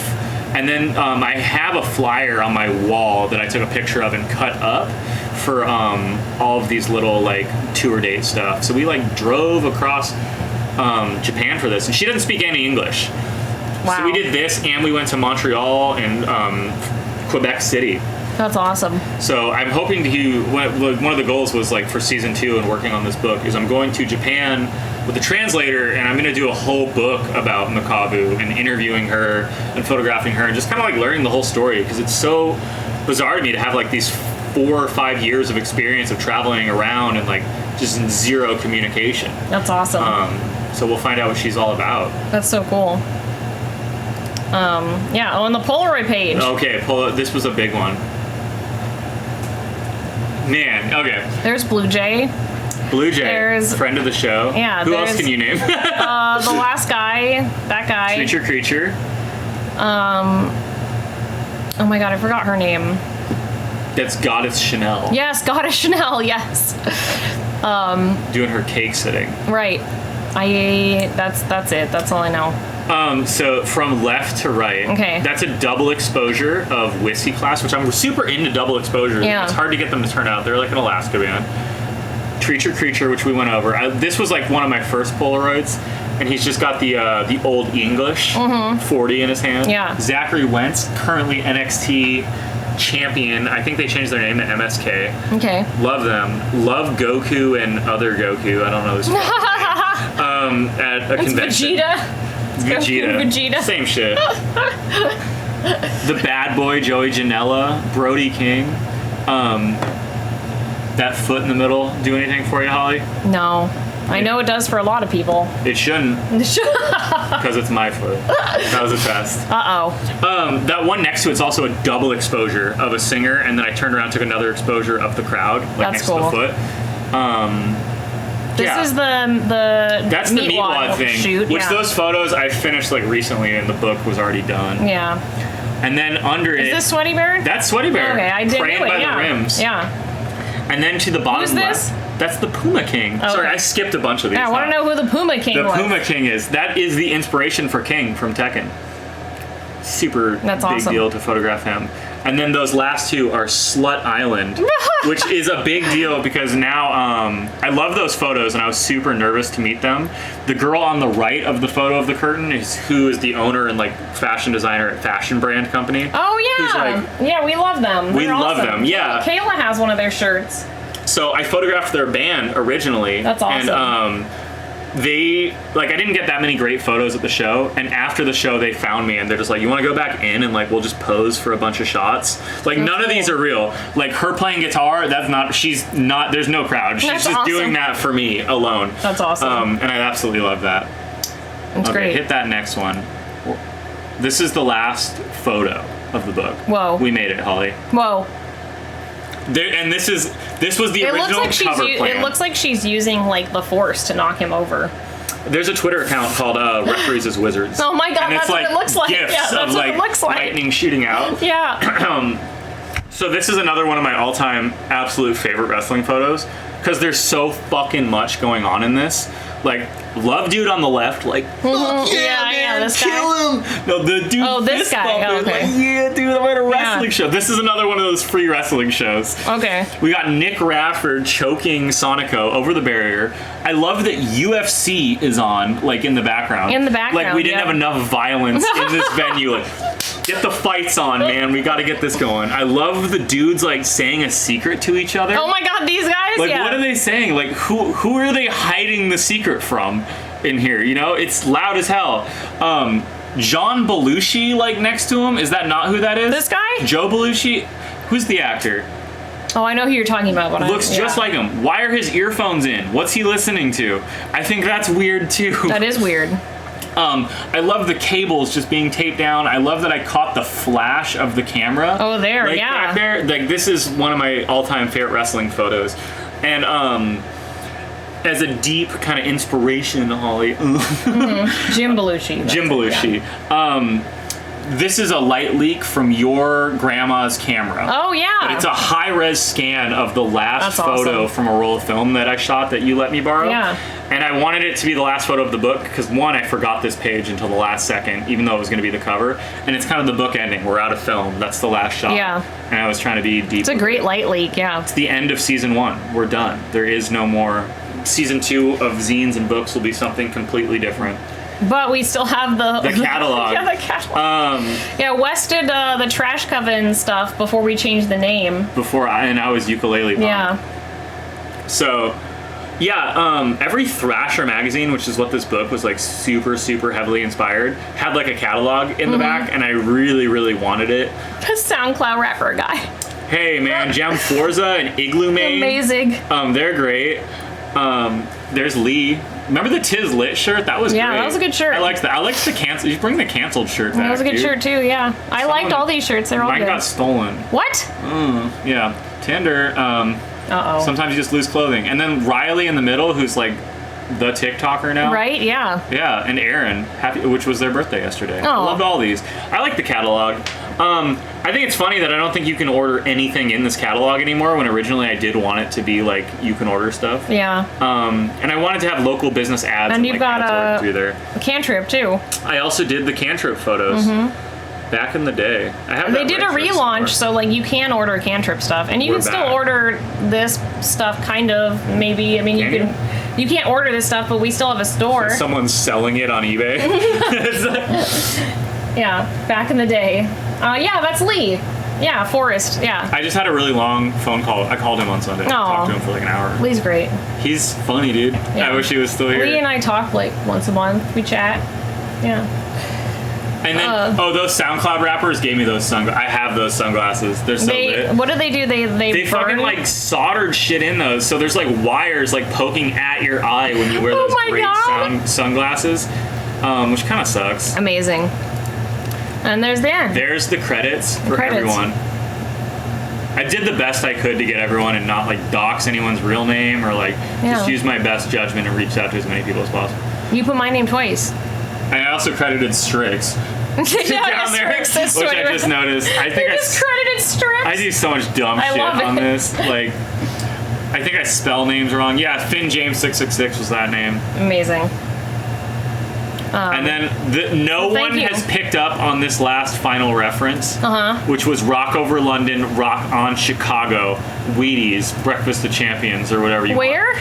The last text is Rock Over London, Rock on Chicago, which is Wesley Willis was a mentally handicapped musician in Chicago that I knew growing up. And he would play, he had a shitty little Casio keyboard and he'd hit the demo button. And dude, he has like 40 albums. They're on Spotify. Every song is the exact same structure. It's like verse, chorus, solo, chorus. And then at the end of every song, he goes, Rock Over London, Rock on Chicago. And then he would say an ad for a company just for no reason and be like, Yeah, Wheaties, Breakfast of Champions, Subway, Eat Fresh. And I was like, I had it in my head for so long that my book has to end Rock Over London, Rock on Chicago. That's amazing. And then I pretty much, thank yous are always kind of hard, but I pretty much thought about who I literally... Stone Cold, you put Stone Cold Kayla. I know. What do you call her? That's how I mail shit to her house, too. KC. Big Dog KC. Big Dog. That's my full name. But I wanted to thank people that I felt like I couldn't have done the book without. I just put Jared because he deals with me on a daily basis. So because who else would be my player too? Yeah. Jared deals with me on a daily basis, so he gets a thank you for moral support. Wow, what a stream! And Kayla, I was gonna thank Kayla too, but you had already thanked. Beat you to the punch. Yeah. We could have thanked Stone Cold Kayla Klein / Kayla Klein. Yeah, that's true. / Kayla Klein. And that's the book. If you hit that last page one more time. Yeah. I don't remember what I stole that signature of yours. Yeah, that's my signature, yeah. I have something that I photoshopped it off of. Yeah. Oh, you know what I think it is? This might be wrong, but I think when I very first met you, you had a shepherd training card. No, because I didn't do it that way. You didn't do it that way? You still have that. It's on my wall. I read That's it from the my other day. art. That's from one of my prints. Ooh, I'm sorry. I must have that's stolen from one of my prints. Oh, I probably stole it from your like be yourself print stuff. Because I didn't do the C upside down back when I did the shepherd stuff. So that card is awesome. You should relaunch that one. I like that one. Tap this card, and Holly has the ability to see a project through to the finish. Oh, I thought it was your business card. That was, but someone they just made it for me. It's so good. If you want to scan it, I have it. It was like a magic card. Yeah, you have the ability to see a project through to the end. Yeah. Like you did with this stream. Fergonaut said that their buddy was this guy. That guy, he was his friend, was his guardian and manager. And he did a great documentary of him, Rock and Roll Hell Ride, on YouTube. Bro, I actually watched Rock and Roll Hell Ride not that long ago, and it brought me to tears multiple times. He was his friend. Rock on Wesley Willis. Their friend. Wesley Willis. Wesley Willis is as real as they come, and I mean, it sounds like a joke, but I'm like, no, I really like some of those songs. Oh, it's awesome. My whole childhood. So that's the book. Thanks for tuning along to the commentary. I hope it was interesting. I hope it wasn't super everyone was enjoying it. No, they loved it. I love art. I love learning about all the pictures because we didn't really talk about it too much except for visually, not really story related. Yeah. But I think it was great. You can still get the book on West's site or on Week Growing Hens. Either or. If you're international, get it from Week Growing Hens so that we can ship it to you easier. And do you have any? I got so many plugs. Yeah, buy my book or don't. I think it's 1-800-WestSmith.BigCartel.com. You can buy my book. You can buy any of season 1 zines. I have a lot of zines, and once they're gone, they're gone. I'm not doing a reprint. I don't think Kayla and I are streaming tomorrow. I couldn't follow the text this morning. I think we're probably not. But I'm on Goddess of Techno's stream on Saturday night. Spinning with heavy black, where the DJ said, drum and bass, future funk, disco.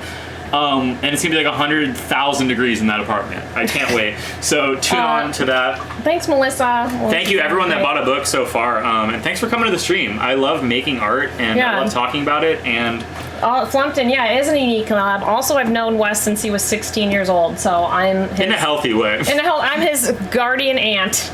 Witch aunt. My trash. Yeah. I'm going back to the cover. 16, when you were playing ukulele for... When I was a kid, I wanted to grow up for Jessica and I's PAX panel.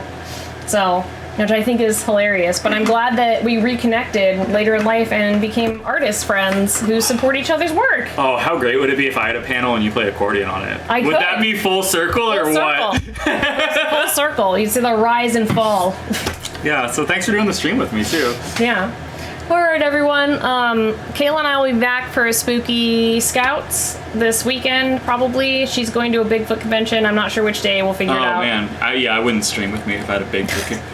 I would be visually mad the whole stream. Yeah. I could be at the Bigfoot convention now. They said bring your own chair.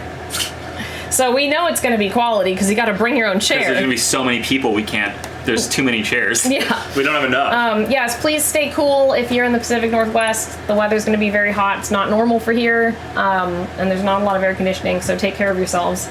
And we will see you next weekend. And check out West and all of his websites and things. This is his name. 1-800-WEST-SMITH. Yeah, Instagram, Twitter, Twitch. Yeah. You'll find him. I don't think it's my email, but don't email me. And you can end the stream. All right, take care of yourselves. Okay, bye.